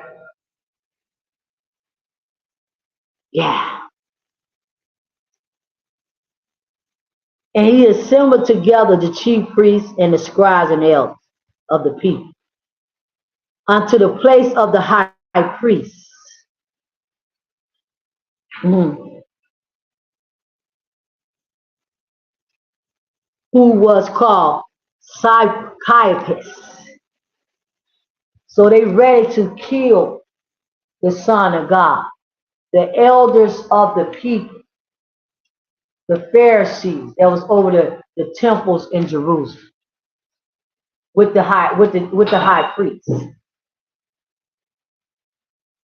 They ready to, so they took the Son of God to Caiaphas, the Roman. He was the head man over the Sanhedrin. Caiaphas is his name. He was a Roman and he was a head man. He was the high priest. Ain't that deep? It show you right there that these people was going off. He had the nerve to call himself a high priest. A high priest of who? Not of the God of Israel. Okay? And they said, and the palace of the high priest who is called Caiaphas, and consulted they that they might take Yeshua by subtlety.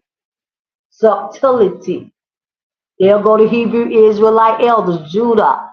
They the ones that after the Son of God got through praying in the Garden of Gethsemane, Judah, the Pharisees, elders, they the ones took the Son of God with the soldiers, the Roman soldiers. They took the Son of God, the Pharisees, Judah, elders, to Caiaphas. So if you really want to know who killed the Son of the living God, Yeshua, it was Judah, the Pharisees, the elders. They controlled the people. back in Jerusalem at ancient time. They controlled the people. They had the people thinking whatever they wanted them to think and whatever they wanted them to do. The elders had control of the people. They weren't listening to the prophet. They weren't listening to John the Baptist. They would not listen to John the Baptist, the people. They was listening to the elders, the Hebrews, the Pharisees. They wouldn't listen to John the Baptist. They wouldn't listen to the Son of God, the prophet. They wouldn't listen to Peter, James, and John, the prophets. They listened to the elders. The elders was over the people, just like the elders was over the Hebrew Israelites. Churches today, the ministries, the Pharisees, the hypocrites, they wouldn't listen.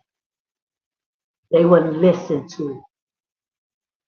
They was listening to. So they took him. The elders took him to Titus. But they did not. Let me go to my next precept. Matthew 26:47. Matthew 26:47. You notice I'm in Matthew a lot.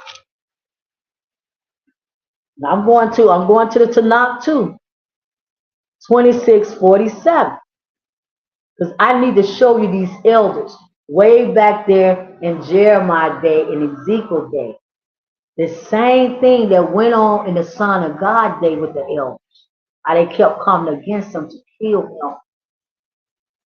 They didn't want to beat the Son of God down like a dog. It was the Hebrews that did that. And you think the God of Israel is talking to an elder today after he see what they did to the Son of God? His very own son, they beat him down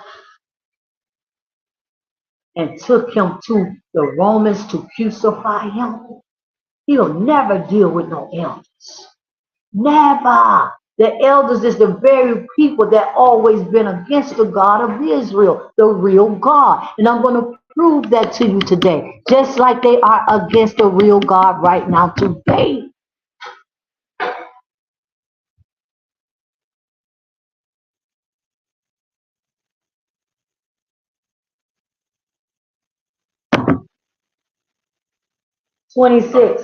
Matthew 47 to 57.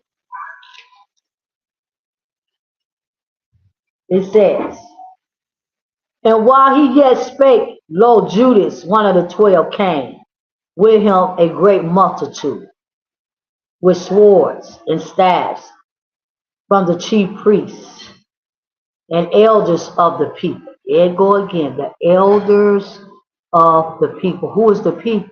The children of Israel, the Hebrews, Judah, Benjamin, and Levi was in Jerusalem at that time. Hey!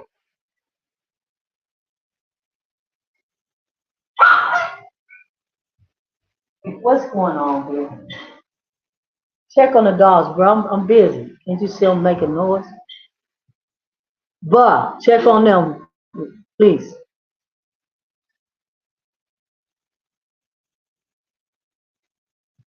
Verse 48.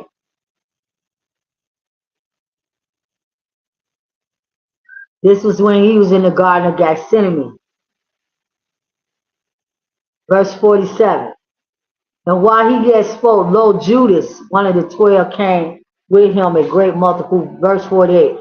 Now he that betrayed him gave them a sign, saying, whosoever I shall kiss, the same is he. Hold him fast. And forthwith he came to Yeshua and said, hail, master, and kissed him. And Yeshua said unto him, friend, wherefore art thou come? Then came they and laid hands on Yeshua and took him. And behold, one of them which were with Yeshua stretched forth his hand and drew his sword and struck a servant of the high priest and smote his ear. Then said Yeshua unto them, put forth again thy sword into the place. For all that All they that take the sword shall perish with the sword. Thinkest thou that I cannot now pray to my Father, and he shall presently give me more than 12 legions of angels? Woo. But how then shall the scriptures be fulfilled, that thus it must be? Verse 55, in that same hour said Yeshua to the multitude, are you come out against a thief with swords and staffs for to take me? I sat daily with you teaching in the temple, and you laid hold on me, and you laid no hold on me. Verse 56, but all this is done that the scriptures of the prophets might be fulfilled. Then all the disciples forsook him and fled. It's all about the prophets. It's not about no elders. It's not about no pastors. Not about no bishops. It's about none of that. It's all about the prophets. He said all this must be fulfilled. But the prophets of the God of Israel have wrote about me. He didn't say nothing about no elders. So you people just follow straight up religion. That's all you follow. Look what he said, 57th verse. And they that had laid hold on Yeshua led him away to Caiaphas, the high priest. That was the Hebrews, where the high priest, where the scribes and the elders were assembled. So they took him to the Hebrews. See what Caiaphas, when they got where Caiaphas was, they had the Pharisees there, the Hebrews, the elders. Yes.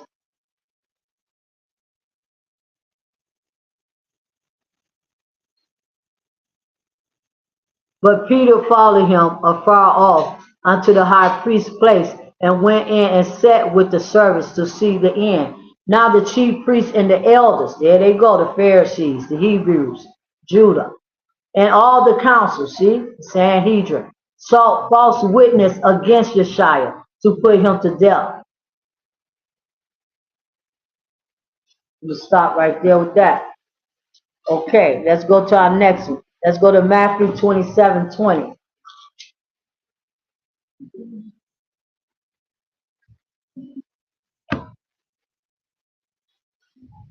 I got to get this on my tablet because it's tore up out of my.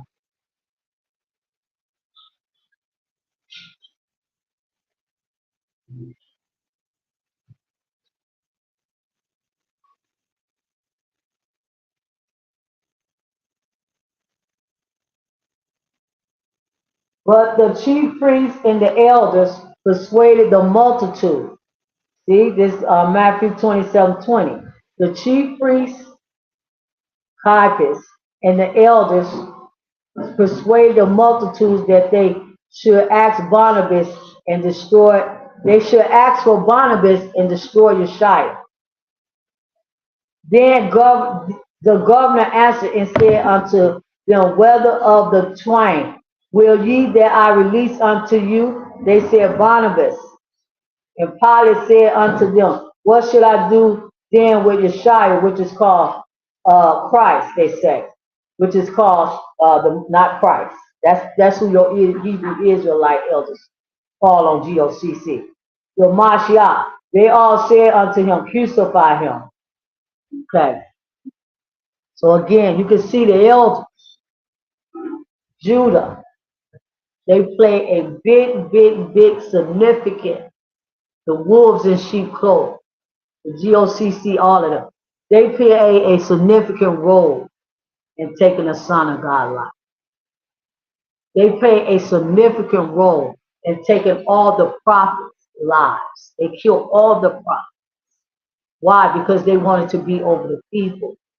They wanted to be over the children of Israel. That's why they killed all the prophets. And that's why they teach you today, ain't no such thing as a prophet. John the Baptist was the last prophet.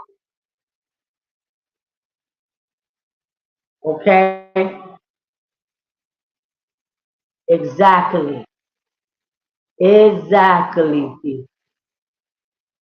This is why you got that doctrine the leaven of the Pharisees, the hypocrites, Judah. They teach you today, the elders, that there's no such things as a prophet. John the Baptist was the last prophet, and that's not true. They the new priests. They the new priests. Why? Because back in ancient times, they set their own priests up. They set their own priesthood up in ancient times. The high priest, that was the Romans. The chief priest was the Roman. The high priest was the ones that they set up to be over the people. Just like today, they set up their own priests, their own pastors, their own churches, their own ministries. They own everything. They own gods. They own religions. They own songs of worship. They set up their own everything. They've been doing it since ancient times. Since the wilderness, they did it. Since they left Egypt, they did it. And they still doing it today. They still doing it, trying to be over the children of Israel like they was when the Son of God and Peter walked the earth. When Elijah, Ezekiel, and all them was living. They was over the people. The people would not listen to John, would not listen to Elijah. They would not listen to Jeremiah and Isaiah and them. Because the elders was over the people. Just like they over you right now today. And they got you people brain dead. The Christians, the pastors, brain dead. Brain dead. You so dried up and dead. Look like you about to fall out. That's how dried up you are. And you love it to be so. You love it to be so, people. You love it that you walking around dead and you're not alive. You love that. Long as you can obey your elders and your pastors and your bishops and your religions and believe in your God and your fairy tale religion that they have taught you. You happy to go to hell and be with Satan the beast for eternity. Because that's exactly where y'all going, to hell. God is going to throw you in hell. Throw you head down first. You and your Hebrew Israelite elders. Let me go to my next precept. Yes, Father. Thank you. Thank you, God of Israel. Thank you, Father. Thank you. Thank you. Thank you. Matthew 28, 11 through 13. So you want to know what's going on in this earth with all this doctrine and all this different teaching and all this different understanding and all these different ministries and churches and pulpits and stuff set up. You want to know what's going on. It's the elders. It is the elders of the Christian church. It is the elders of the Hebrew Israelite churches. These are the very people that's against the real God. They always have been and they always will be.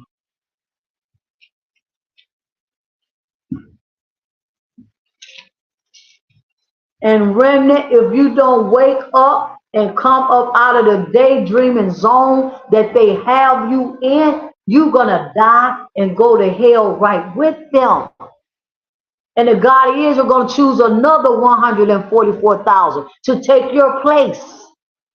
If you don't leave all of these satanic religious churches, and the God of Israel will blot your name. No, speaking to you prophetically right now, what I hear. The God of Israel will blot your name out of the book of life, and he'll choose another people to take your place. 144,000. It's up to you. The God of Israel can take a stone and make a whole new nation if you want to. It's up to you to walk away from these wolves in sheep clothing. EEE and GOC, CEE and Christian church and all the rest of that. It's up to you. It's up to you, remnant. I'm the prophet of the God of Israel hired. It's up to you. He ain't gonna beg you. He ain't gonna do none of that. He never begged. No, he didn't beg the children of Israel when they was in the wilderness. He told them what they had to do. And they didn't want to do it. He said, okay, all right. You don't want to do it. You want to fight against me. You want to fight against me, Israel. You want to fight against me. Let me show you who's going to win this battle. And that's exactly what y'all people are doing, because you've been taught by your elders, your Hebrew Israelite elders, and your Christian church elders and pastors the same thing. You've been taught, so they have taught you people how to go against the real God, just like they taught them in ancient times in the wilderness.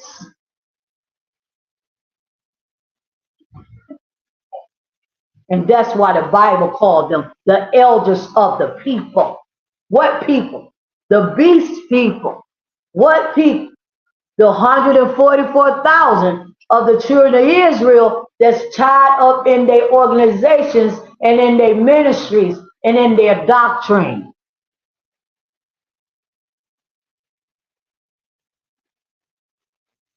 (28:11) of Matthew.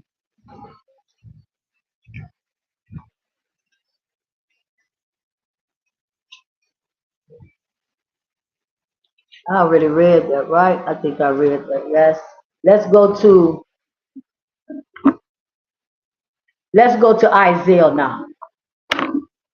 I'm going to read these last right here. Let's go to Isaiah. Getting there, people. Let's go to Isaiah 9, 15 and 16 verse. Go to the Tanakh. Isaiah 9, 15 and 16 verse.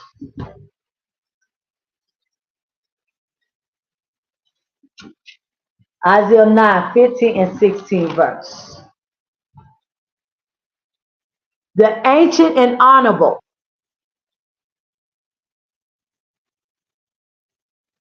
Listen to this. Isaiah 9 and 14. Therefore a hire will cut off from Israel head and tail, branch and rush in one day. Verse 15. The ancient and honorable, he is the head, and the prophets that teach lies, he is the tail. So the ancient and the honorable is the elders in the book of Isaiah chapter 9 verse 15. That is the elders, the ancient and the honorable. They are the heads. They over the people. They always have been. They always gather the people together for the God of Israel. That was their job. But it wasn't their job to tell the people nothing but the God of Israel wanted them to know. That's a prophet job. So look what it said.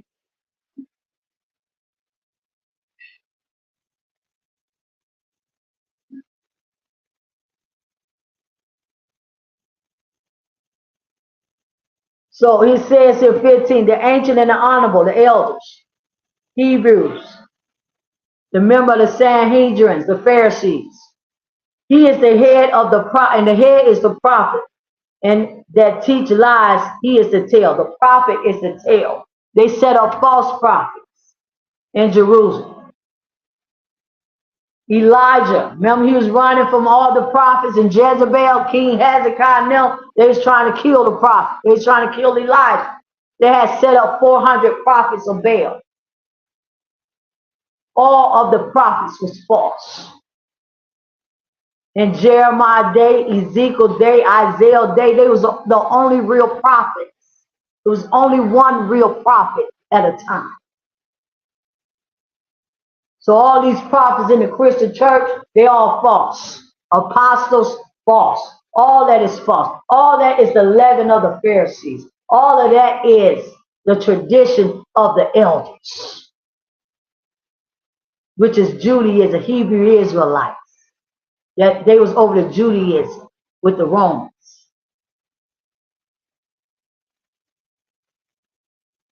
Okay? But the God of Israel said he's going to cut you off in one day. He's going to cut the heads off, which is the Hebrew Israelite elder, Gocc, all of y'all. He's going to cut y'all off in one day. Woo! And who is he going to use to cut y'all off? The Romans. The same people that he used in 70 AD, he's going to use them again to cut you off in one day. So the false prophets is the tails, he said. Verse 16 of Isaiah 9. For the leaders of this people, the leaders with an S, the leaders of this people cause them to err, and they that are led of them are destroyed.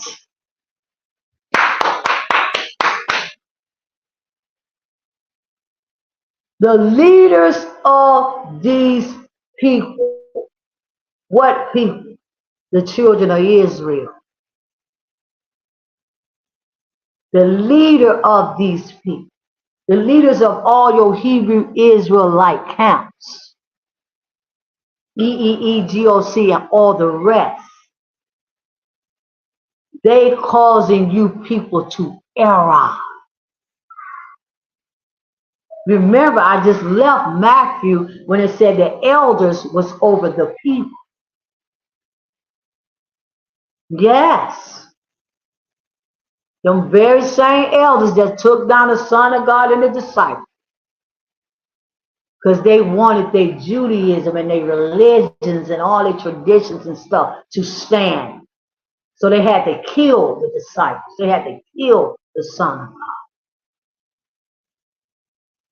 So the leaders of the people, the leaders are causing you people to err.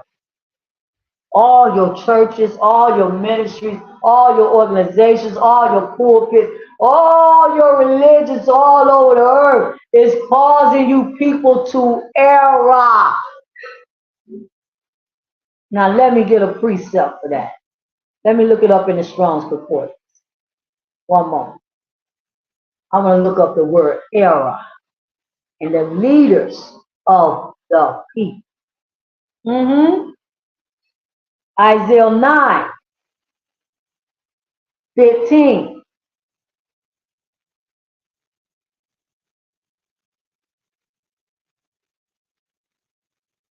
Isaiah 9:15. Look what it says. The ancient and honorable is the head, and the prophet that teach lies, he is the tail. For the leaders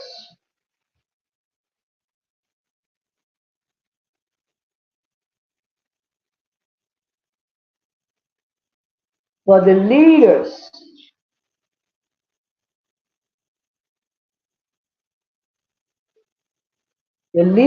the elders, okay? The bishops, the pastors, the Hebrew Israelites, the elders of the Hebrew Israelite churches and camps and ministry. Y'all are the leaders of the people and the prophets of the Christian church. Okay? Because Hebrew Israelites, they don't believe in prophets. Let's look up the word error in the Hebrew. It's Hebrew number 8582 for Isaiah 9:16. The word error, to vacillate. that is real or stray, literally or figuratively, also casually of both. To go astray, deceive, deceive. The Hebrew Israelite elders, Elder Gocc and all the rest are deceiving you people. Remnant 144,000, you are being deceived. Dissembled, caused to make to error, seduce. They are seducing you. The Christian church elders, which is the pastors and all of that, same thing. Prophets, they are seducing you. That's what the God of Israel is telling Jeremiah, that they are causing the people to err. Seduce, to make to stagger, like you drunk, like you weary and tired and wore out. You ain't got no strength. You are weak. You are weak as water. You have nothing inside of you. You are dead, people. You are dead. You are the walking dead. That's why the beast people are getting ready to turn into zombies now. They starting to turn already. The beast people. Because you are the walking dead. You are a zombie. And you're going to turn into what you really are, a beast. Yes, you are. Look at here.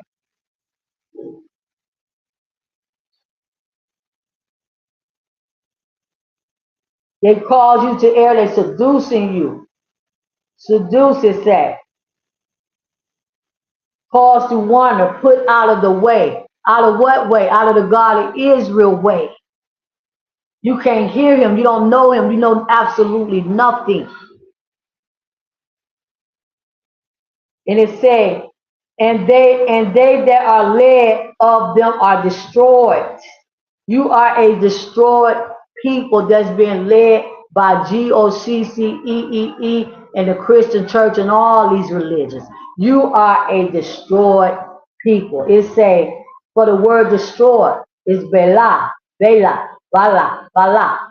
Hebrew number 1104.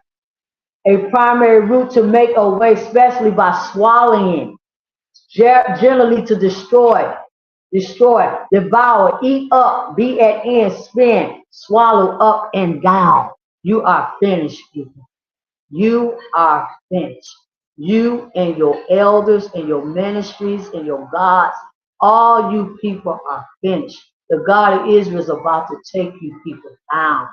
He told me yesterday, daughter, I'm coming through, daughter. This is what he told me yesterday. I'm coming through, daughter. I'm coming through, daughter.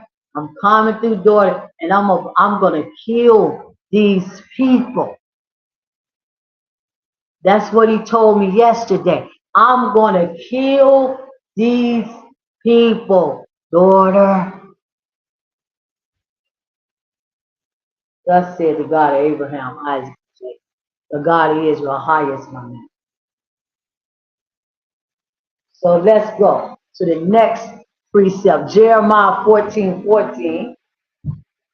Jeremiah 14:14.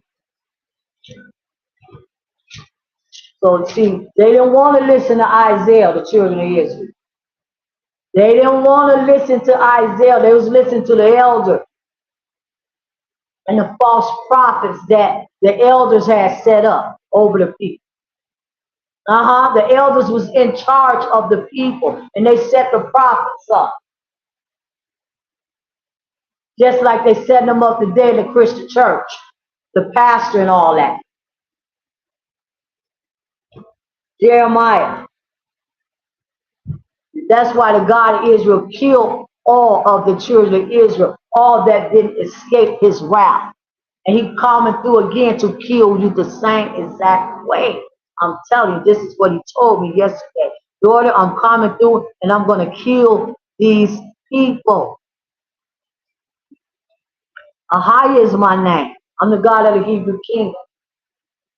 So remnant, 144,000. If you want to be caught up in all of that, then go ahead and be caught up in it. It's okay with the God of Israel. Do whatever you people want to do. You always did that anyway, what you want to do. And you never did what I told you to do. Jeremiah 14:14. We don't got that many. 3 more and I'm leaving. Jeremiah 14:14. I got something that I want to read with you in my closing. Jeremiah 14:14. Then the highest said unto me, the prophets prophesy lies in my name. I sent them not, neither have I commanded them, neither spake unto them. They prophesy unto you a false vision and damnation, and a thing of naught, and the deceit of their heart. That's what they're doing in the Christian church. And in the Hebrew Israelite church, the elders are speaking to you falsely. Falsely telling you to pray tithes and all of that. All of that is false. All of that is the leaven of the Pharisees. And Elder Ricard brought it up. I looked at one of his tapes, Elder Ricard at G.G. Gathering of Christ Church. I looked at one of his tapes yesterday, and he was talking about tithing. And he brought up the scripture in Genesis 14, I believe it is.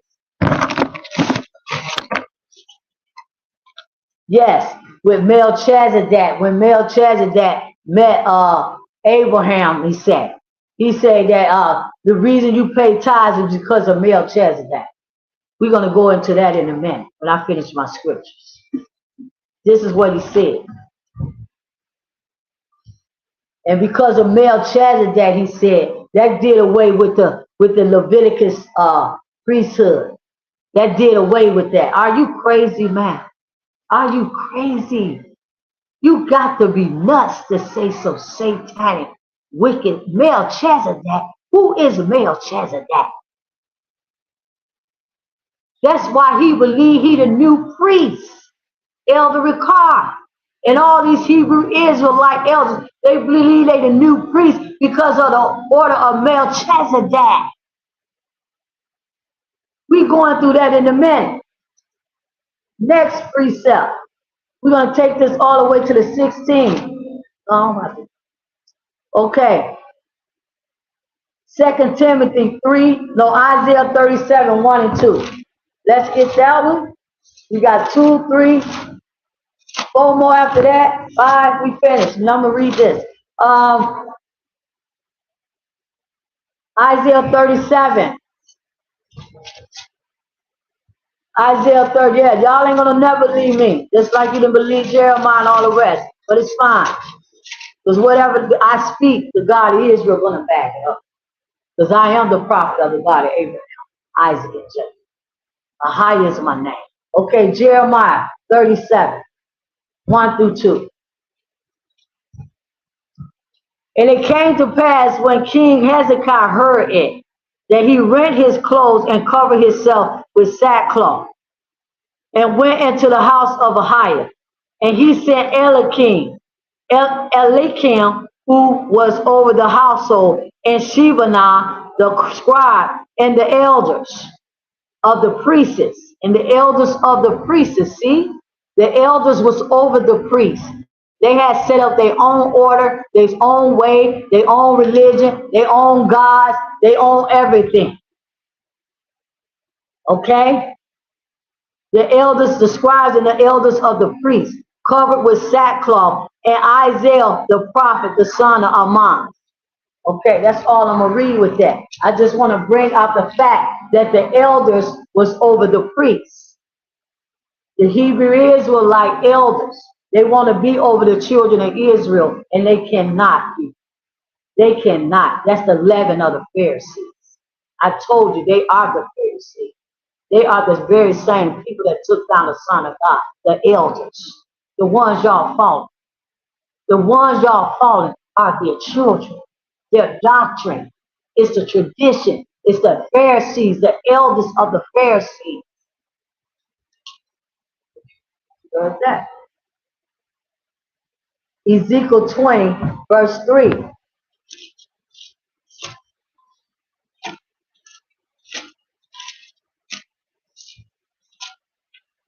Ezekiel 20, verse 3.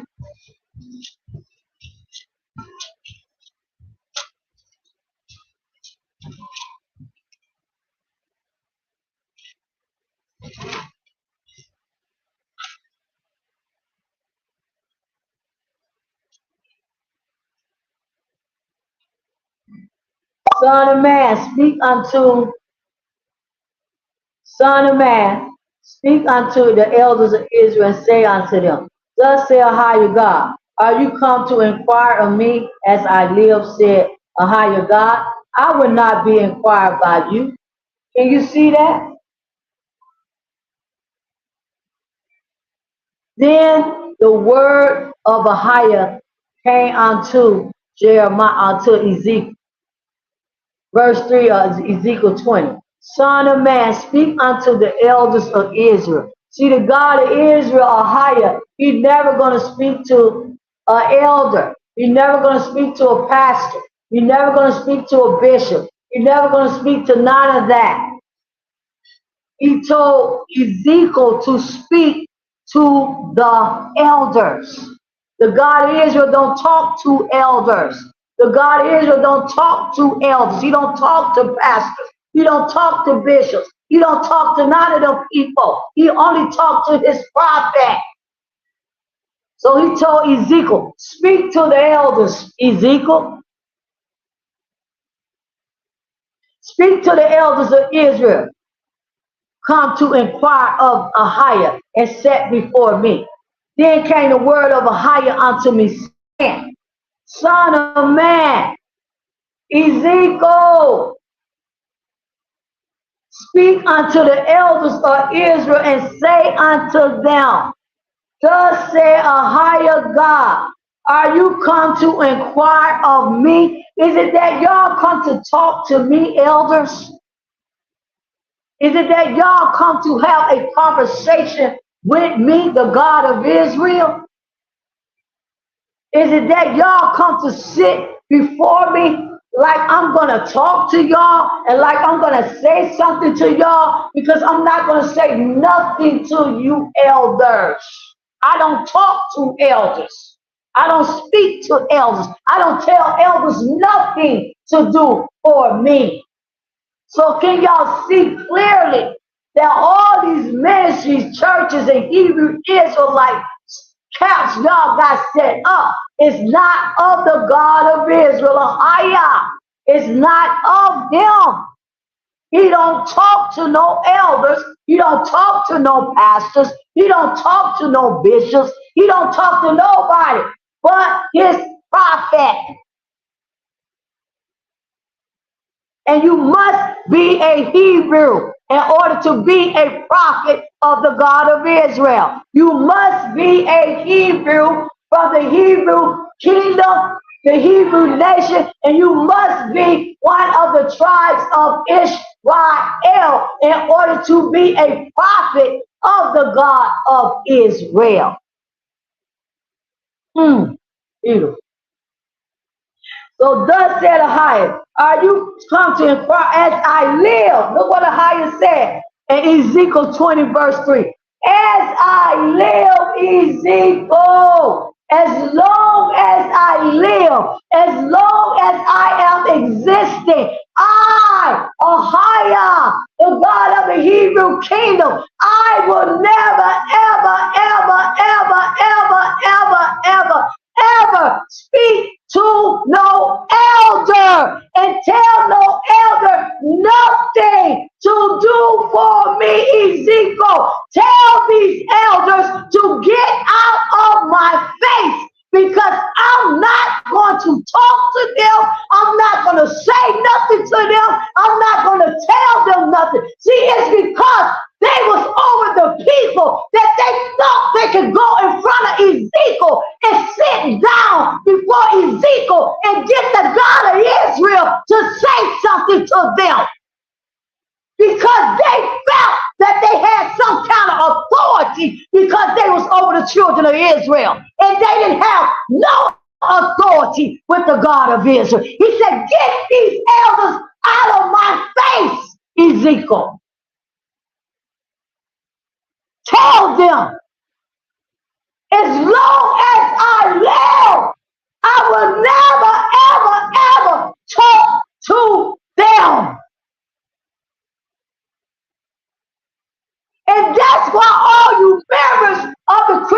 word. And that's why all your members of the Hebrew Israelite churches can't hear the God of Israel. Why? Because your bishop and your pastors and your elders can't hear the God of Israel. So you can't either.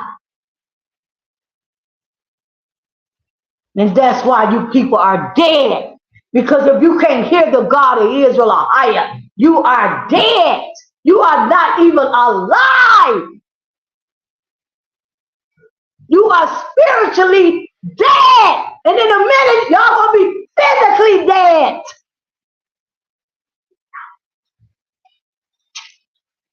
So Ezekiel 20 verse 3. As I live, said a higher God, I will not be inquired by you. Let me look up the word inquire in the Hebrew. Let me look up the word inquire in the Hebrew. Let me look this word up. And Ezekiel 20 verse 3. I got a little bit of time left. I'm getting ready to leave. Ezekiel 20 verse 3. Let me look this up in the Hebrew people. Inquire. The God of Israel said, I will not be inquired by you elders. Don't come in my face. Y'all people ain't got no authority to sit in my face. You ain't got no authority to sit in my face. Get out of my face, for I kill y'all.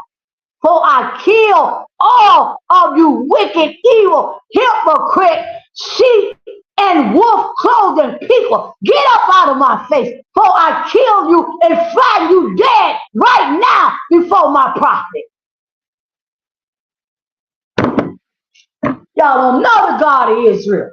You don't know the God of Abraham, Isaac, and Jacob. You don't know the God of the Hebrew kingdom and the Hebrew nation. You don't know the God of Israel. Ezekiel 20.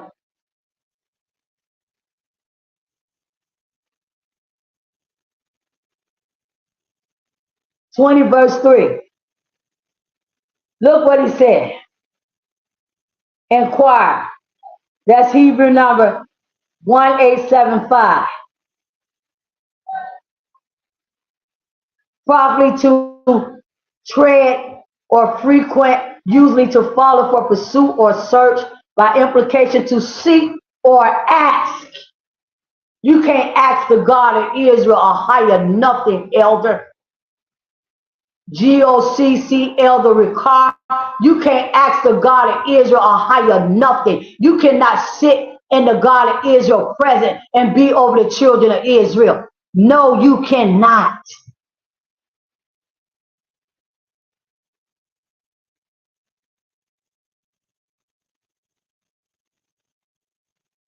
To seek or ask, especially to worship, to all care diligently inquire, make inquisition, necromancing, questions require, seek. You cannot do it. Only a prophet.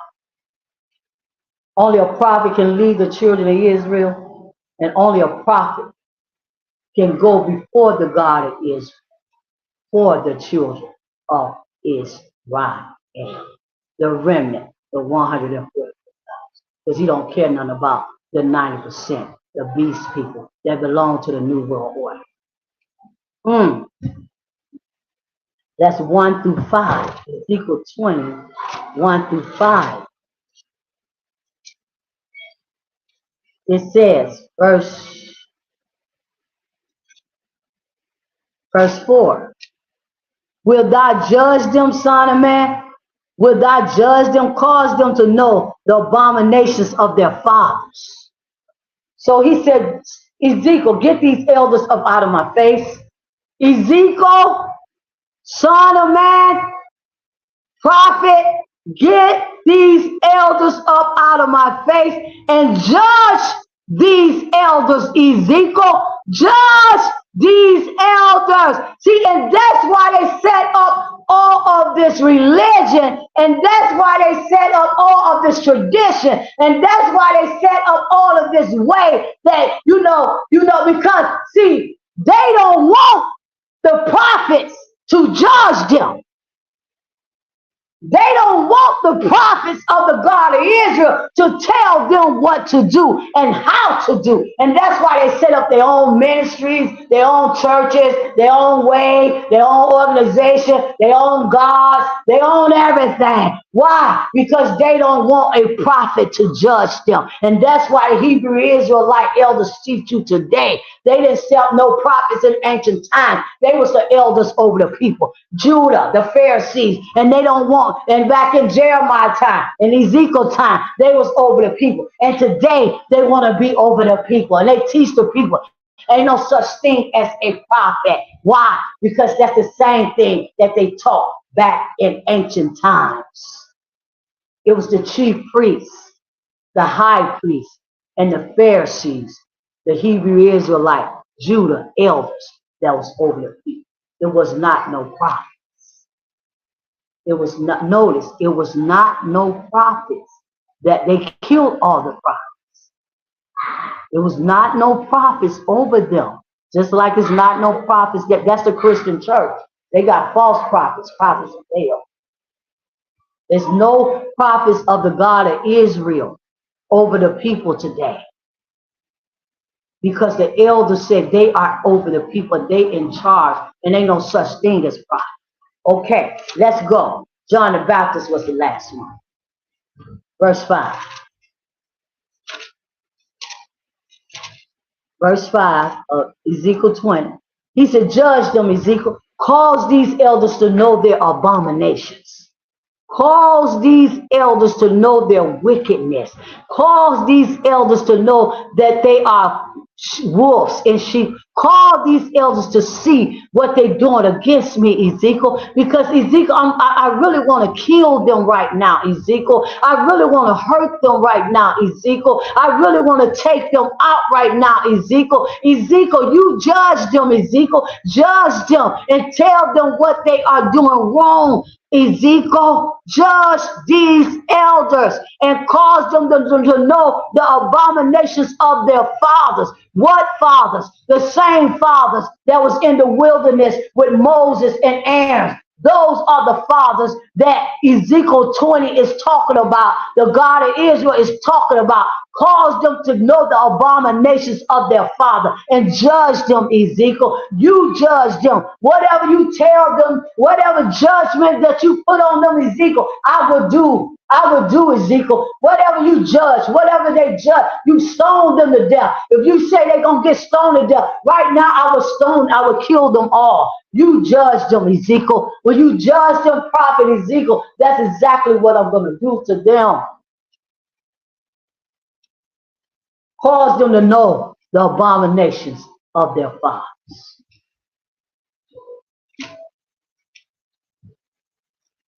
Cause them to know the abominations of the Father. And say unto them, thus saith a higher God, in the day when I chose Israel and lifted up my hand unto the seed of the house of Jacob and made myself known unto them in the land of Egypt. When I lifted up my hand unto them, saying, I am a higher your God. In the day that I lifted up my hand unto them to bring them forth of the land of Egypt into a land that I spied for them, flowing with milk and honey, which is the glory of all lands. Verse 7 of Ezekiel 20. Then say I unto them, cast you away every man the abomination of his eyes, and defile not yourself with the idols of Egypt. I am a higher your God. Verse 8. But they rebel against me. Ezekiel, tell them the abominations of their fathers. That's what they're doing right now. The very same thing that their fathers did against me in the wilderness. But they rebelled against me, verse 8, and would not hearken unto me. They did not every man cast away the abomination of their eyes, neither did they forsake the idols of Egypt. Then I said, I will pour out my fury upon them to accomplish my anger against them in the midst of the land of Egypt. But I wrote it for my name's sake. So the God of Israel got mad at the children of Israel in Egypt. After Moses went to the children of Israel, the prophet Moses, he went to them and told them that the God of Israel, the God of your fathers, the higher I am has sent me to you. the God of Abraham, Isaac, and Jacob. You know, they rejected Moses when they was in Egypt. They didn't want to hear Moses. So the elders was in the people's ear, talking to talking to the people. Oh, Moses, don't believe Moses. Moses lying. Moses telling a lie. He's not the prophet. He's not in charge. We in charge. We the elders of the people. We the elders of the children of Israel. We in charge of y'all. Listen to us. Don't listen to Moses. Don't listen to Ezekiel. Don't listen to Jeremiah. Don't listen to John the Baptist. Don't listen to Yeshua, the Son of God. Don't listen to Peter, James, and Paul. Don't listen to none of these people. We are the elders of the people. So back in Egypt, when Moses went to deliver them out of slavery, the elders came against Moses in Egypt, and the children of Israel came against Moses in Egypt. And the God of Israel say, right here in Ezekiel chapter 20, verse 8, because of my name's sake, I did not destroy them in Egypt, because I wanted to kill them in Ezekiel. I wanted to get rid of them in Ezekiel right in Egypt. But because of my name's sake, because I had sent Moses to Pharaoh to declare my name in Egypt, that I am a higher, that I am the God of Israel, that I am the God of Abraham, Isaac, and Jacob. For my name's sake, Moses, but for my name's sake, Ezekiel, I did not kill their fathers when they was in Egypt. The elders, the Pharisees, the Sanhedrin, the hypocrites, the Hebrews, Judah. Ooh, God is Israel. Ooh, God is Israel. God is Israel. God is Israel.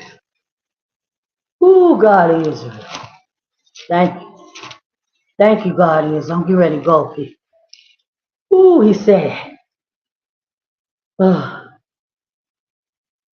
was going to pour out my anger.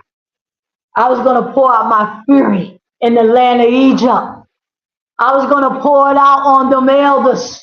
I was going to kill their fathers. Ezekiel tell them, get out of my face for I killed them. They are abominable. They are false. They false. They phony. They fake. They got idolatry. Get out of my, tell them, Ezekiel, I want to destroy these people right now. Tell them.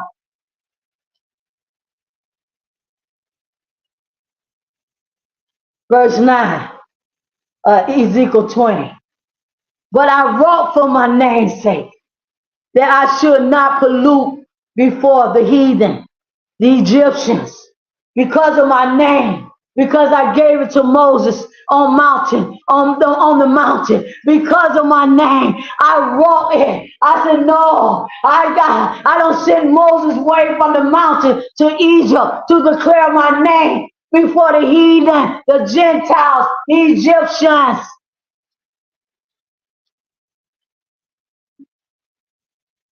I didn't want to pollute my name, Ezekiel.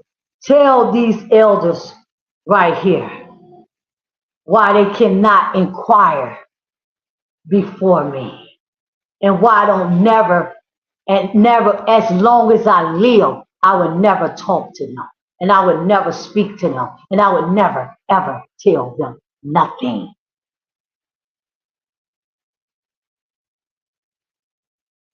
Among whom they were, in whose sight I made myself known unto them, and bringing them forth out of the land of Egypt. Verse 10, wherefore I caused them to go forth out of the land of Egypt, and brought them into the wilderness. And I gave them my statutes, and showed them my judgment, which if a man do, he shall live in them. Moreover, I also gave them my Sabbaths, to be a sign between me and them, that they might know that I am a higher, that sanctified them. But the house of Israel, Ezekiel 20, verse 13. Ezekiel, I want you to tell the elders all of this, but because I cannot talk to an elder. I cannot talk to no elder. I only speak to my prophet. I cannot speak to them, Ezekiel. You must tell them.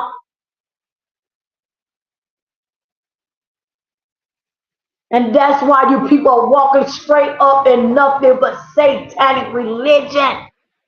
that's going to drop you people up out of this earth and send you people to hell. But the house of Israel rebelled, verse 13, against me in the wilderness. They walk not in my statutes, and they despise my judgment, which if a man do, shall even live in them. And my Sabbaths, they greatly polluted. Just what y'all are doing right now today, Hebrew Israelite elders. You teaching the people to keep the Sabbath. They cannot keep it. They cannot keep it. They cannot keep it. You are polluting the Sabbath day. Right now, it's about to get dark in Jerusalem. The Sabbath is over. The Sabbath is over all over the earth because it's over with in Jerusalem. Don't you dumb, crazy people understand that the God of Israel is the God of the Sabbath? That you are in slavery and you are not in your own land and you cannot keep the Sabbath, but nowhere in Jerusalem? What scripture is that? That your GOCC elder, Elder Ricard, can show you that the children of Israel kept the Sabbath day when they was in captivity. He don't have no scripture for that. You are polluting the Sabbath day. That's what the God of Israel told Ezekiel to tell the elders. They are polluting, greatly polluting my Sabbath day. And they was in Jerusalem and they still was polluting it. Why? Why? Because the elders was trying to lead the people and they didn't want to listen to Ezekiel, the prophet. He was the only one can talk to them and tell them how to keep the Sabbath, what the God of Israel wanted them to do concerning the Sabbath, what they had to do with the Sabbath day. No, they wanted to listen to the elders. Just like you people want to listen to the elders today. And that's why you are greatly polluting the Sabbath. Because you listen to the elders and they are abominable. They are abominable. And they are into idolatry. So you cannot keep no Sabbath because you don't have no prophet. And you're not in Jerusalem. Let me go. And you don't have a priest too. Let me bring that up. No, Elder Ricard is not the new priest. Ain't no such thing. That's another doctrine. That's the leaven of the Pharisees. Look what he said. You are greatly polluting it. Then I said, I will pour out my fury upon them in the wilderness to consume them. But I wrought for my name's sake that it should not be polluted for the heathen. Verse 15. Yet also I lifted up my hand unto them in the wilderness, that I would not bring them into the land. Verse 15 of Ezekiel 20. I would not bring them into the land which I had given them for with milk and honey, which is the glory of all land, because they despised my judgments and walked not in my statutes and polluted my Sabbath days. Now, let me go to Exodus 2 verse 14. Exodus 2:14, and after that, we have 1, 2, 3 more, and we are finished, people. We are finished. Exodus 2:14.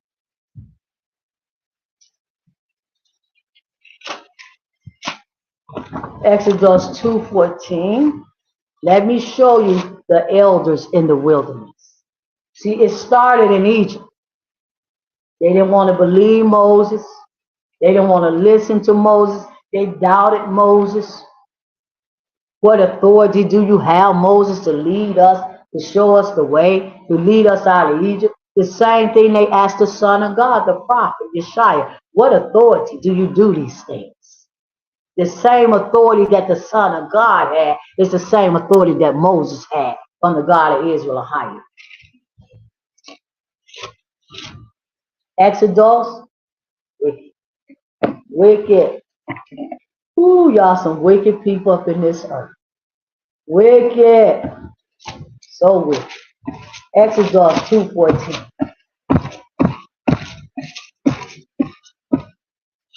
2:14. And he said, who made thee a prince Look what the elders told them.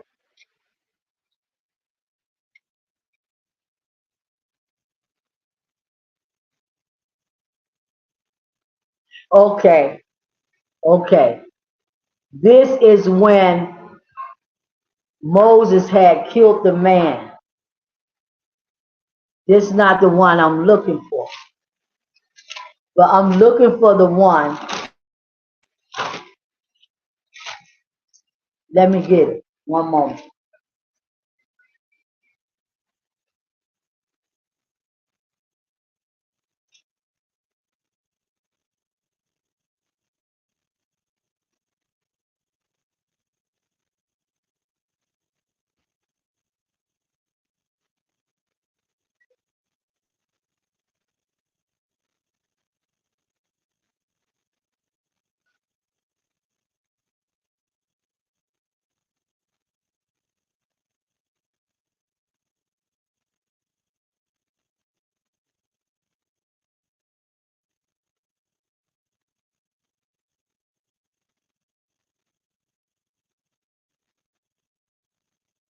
Against a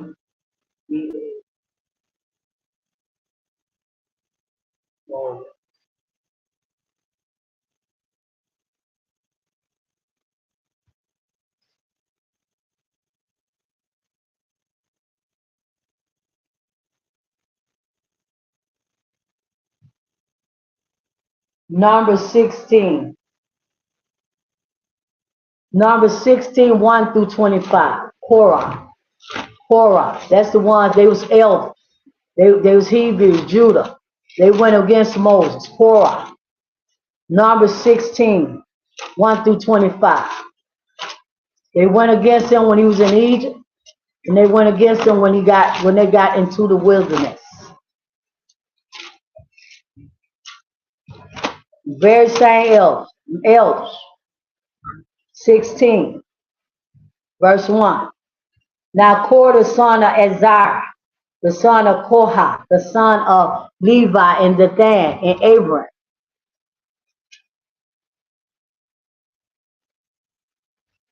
Yeah. And they rose up before Moses with certain of the children of Israel, 250 princes of the assembly. So it was the princes. It was the princes. 250 princes. So it was the elders, it was the princes, it was all the people in the wilderness, Mount Sinai, that rose up against Moses, the prophet. It was the elders, the princes, all of them. And they said, and they gathered themselves together against Moses and against Aaron, and said unto them, Ye take too much upon you, saying all the congregation are holy, every one of them, and Ahiah is among them. Wherefore then lift ye up yourself above the congregation of Ahiah. And when Moses heard it, he fell upon his face. And he spake unto Korah and unto all his company, saying, Even tomorrow Ahiah will show who are his and who is holy, and will cause him to come near unto him, even him whom he hath chosen, will he cause to come near unto him. Okay? And they took censers and all of that. And all of that. They came, there was the elders with the princes and all of them. They came against the children of Israel. They came against them. Okay? And they came against them in the wilderness. They wanted to be over the people, and they was over the people. Because the children of Israel did everything the elders told them to do in the wilderness. They did everything that the elders told them to do in the wilderness, and they would not do what Moses and Aaron told them to do. And that's why the God of Israel killed all of them in the wilderness. And they couldn't get no food, and they couldn't get no water, and they couldn't get their way back to Egypt. They always wanted to go back to Egypt and serve their gods and, you know, work as a slave and get their little $1.50 an hour. They always wanted to go back to Egypt. And Moses told them, he told the elders, okay, if you can find your way back to Egypt, then go ahead, because I won't be leading you back there. So they was always against Moses and against Aaron and against the God of Israel. And that's why he killed all of them in the wilderness. And that's why he going to kill all y'all people today. The very same way. And the very same thing. They start dropping with pneumonia and COVID-19. They start coughing and couldn't breathe and all kind of stuff. All kind of diseases and plagues hit them in the wilderness. They was just dropping, okay? Because they went against Moses. They went against the God of Israel prophet. He's never going to talk to them. So all the people followed the elders. They followed the elders in the wilderness. When they got to Jerusalem, you know, the promised land, you know, the God of Israel killed all of the grown people that went against, they was with the elders. They listened to the elders. The elders was over the people. It was never Moses that was over them. It was the elders that was over them, just like the elders today. Ain't no such thing as a prophet. That's what the GOCC teach. Even when Ezekiel and Jeremiah and all the prophets was around, they killed all the prophets. So would nobody judge them? Because the God of Israel told Ezekiel to judge the elders. And they didn't want nobody to judge them. So that's why the kings killed all the prophets and the elders was with the kings. And they killed all the prophets because they didn't want nobody to judge them. Only the prophet can judge them. Okay? Which that's what I am. So that's been going on since generation. The elders have always been over the people. Ever since generations, ever since the Son of God days, Peter, all of that. It's the elders. They're the ones going to destroy you. They are the wolves in sheep clothing. That's who they are, the elders. Now, I don't need to read 1 Timothy 5:1. Get an elder double honor. That's an injection. Why would the God of Israel give an elder double honor when he told Ezekiel to tell the elders to get out of his face? That he don't want to talk to them. He'll never talk to them as long as he lives. So how can they come with 1 Timothy 5:1 and say get an elder's double honor? Oh my God, are you people nuts? Are you people crazy? This is straight up injections. Do not rebuke an elder. When the God of Israel told Ezekiel in chapter 20 to judge the elders and show them the abominations of their father. Judging an elder is rebuking an elder. See how this scripture in 1 Timothy 5:17 have been injected to bring forth your leaven, your doctrine of the Pharisees.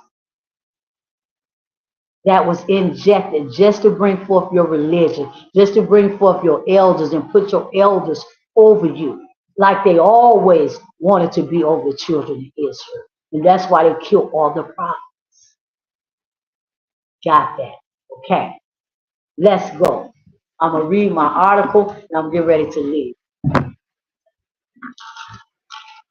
The elders cannot lead the 140. So you got the Hebrew Israelite elders. They always calling him the Most High. Why do they call him the Most High and not by his name? I'm talking about GOCC right now. They say they know the name of the God of Israel, but why is it that they don't ever use his name too much? Okay? Most High. You look up the word Most High. And like I said, I was looking at a video and he said, the reason you pay tithes is because it's the order of Melchizedek. And he said Melchizedek is Shem. How is Melchizedek Shem? Melchizedek would never be Shem. Because Melchizedek don't have a mother or a father. That's what it teaches. Melchizedek would never be the son of God. I'm going to show you who Melchizedek is. Okay? I'm going to show you exactly who Melchizedek is. And that's why he brought up in this video, yeah, that's why we pay, because he was teaching about tithing. And that's why you pay tithes now, because of Melchizedek. And that's why the Leviticus priesthood is done away, because of Melchizedek. And he said Melchizedek is Shem. This is what Elder Ricard said, GOCC. Okay? But me as the prophet, I must correct him. And he said, that's why, you don't have to, pay, do the food no more. Do the, the pro. How can you send a horse and how can you send one lamb? No, you don't need to send nothing nowhere because you can only pay tithes when you live in Jerusalem anyway. Only in Jerusalem was they paying the 10% of their produce and their livestock. Nowhere else. They had to go to Jerusalem to do that. So he said Melchizedek. Okay. When you look up the word Melchizedek in Genesis 14:18 through 20, it said Melchizedek, it said he's the priest of the Most High. That's what it said. He's the priest of the Most High. Now, it said he's the priest of Salem. Okay? I want you to remember these two words, Salem and Most High, because this is who Melchizedek is. Okay? According to Genesis, the injection that they put in the book of Genesis about Melchizedek to bring forth their religion, to bring forth their tithing of money, merchandise of the children of Israel and the Gentiles. So the word Melchizedek, it said he's the priest of the Most High. Okay, when you look up the word Most High, because this is the word that the Elder Ricard, like the title, the God of Israel as his title, the Most High, everything is the Most High when it comes to GOCC and the Hebrew Israelites. Okay, so the Most High in the Greek, in the New Testament, is the Greek word hypistos, Hypistos, hypistos, meaning Most High in English. In Greek, it is hypistos. Okay, and when you look up the word Most High, it's Elyon in the Hebrew. In Greek in English is Most High. In Greek is Hypisto. In the Hebrew is Elyon. Elyon. And when you do the origin of the word Elyon, and when you do the origin of the word Most High, it's a veil. It's a veil. It's a supreme deity or a supreme God of the Canaanites. Elyon, Most High in English, or in Greek, Hypistos. Okay? That's Baal. The Most High is Baal. You're not even nowhere near talking about the God of Israel. That's not his title. The God of Israel title is the God of Abraham, Isaac, and Jacob. It's not no Most High. Most High is just some injection. The word have been injected by the Sanhedrin, the council, ones that created your Bibles, the King James Version Bible, Spanish Bibles, all your versions. Okay? So look it up yourself if you don't believe me. So your GOCCEE now talking about Melchizedek. Melchizedek is the priest of the Most High. That's what it said. So he is the priest of Elyon, which is Baal in the Hebrew. Elyon is the Most High. And when you do the research on the word Most High, the origin of it, it's a Baal, supreme deity of the Canaanites, which was the supreme god of the Canaanites, Baal, which is Elyon, which is Baal Father himself. Okay? Okay, in English it say the God Most High, and then it say Melchizedek, the priest of the Most High, the priest of Elyon. Most High means Elyon means Baal.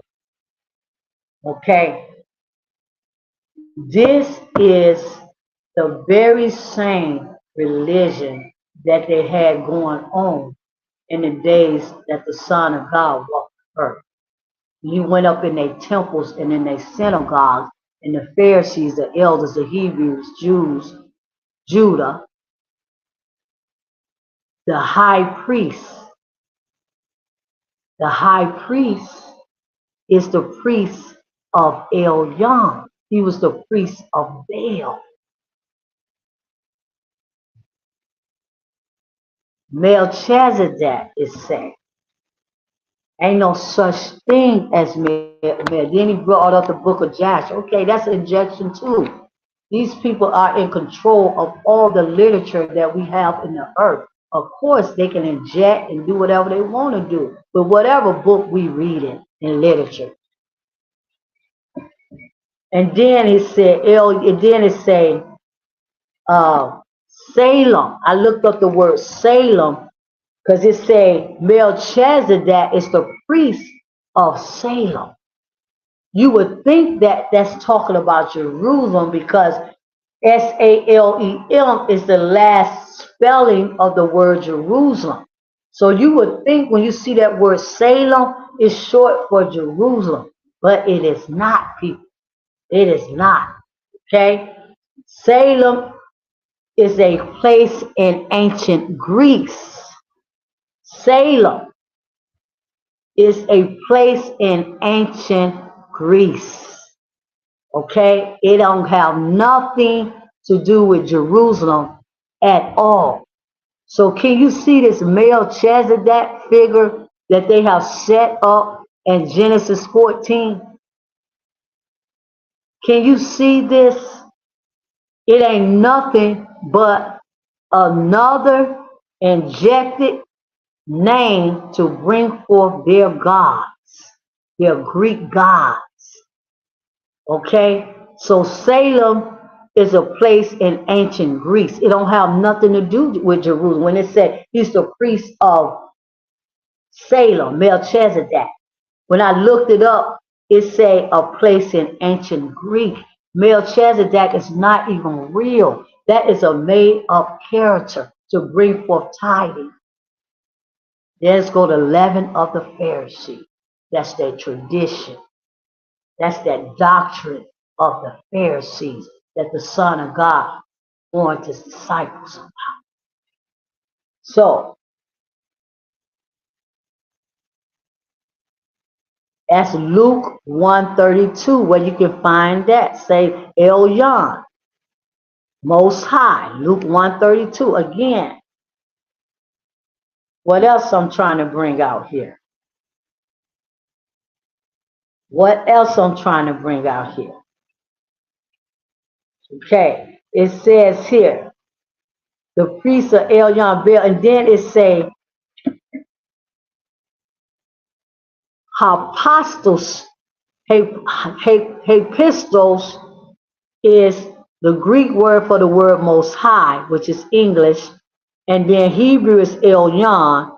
And then when you do the research on the word Hypistos, it say Hypistorians, Hypistarians. Hypistorians is the worshippers of Elyon, or Most High, or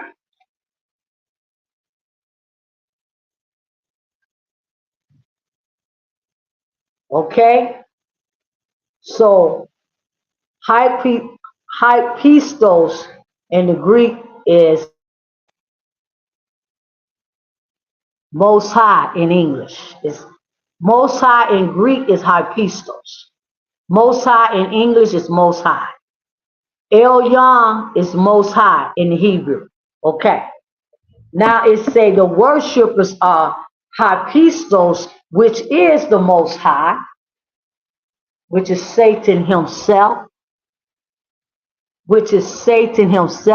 Baal, the deity that represents Satan. in the earth. So the high priesterians is the worshipers of the Most High, or it's the worshipers of Elyon, which is the Most High in the Hebrew. And Elyon is Baal himself. So you people are worshiping. When you say Most High, you're really saying Hypistos in the Greek. Or in the Hebrew, when it's in the Old Testament, the Torah or the Tanakh, when you see the word Most High in the Hebrew, it means El Yon. So when you say Most High, Most High, Most High this, Most High that, yeah, Most High, you are saying Hypistos in the New Testament in the Greek. And when you say Most High in the Hebrew, in the Torah, in the Tanakh, you are saying El Yon. And when you look it up and do the research, the origin, it ain't nobody but Baal's father, a supreme deity of the Canaanites, which is Baal. And the worshippers is the high priesterians. You are the worshippers of Elyon, which is Baal and Hebrew. Y'all get it, right? And with that, people, this all I got to say. You can keep on calling on the Most High, whatever you want. But me, as the prophet of the God of Israel, I have set the Hebrew record straight today.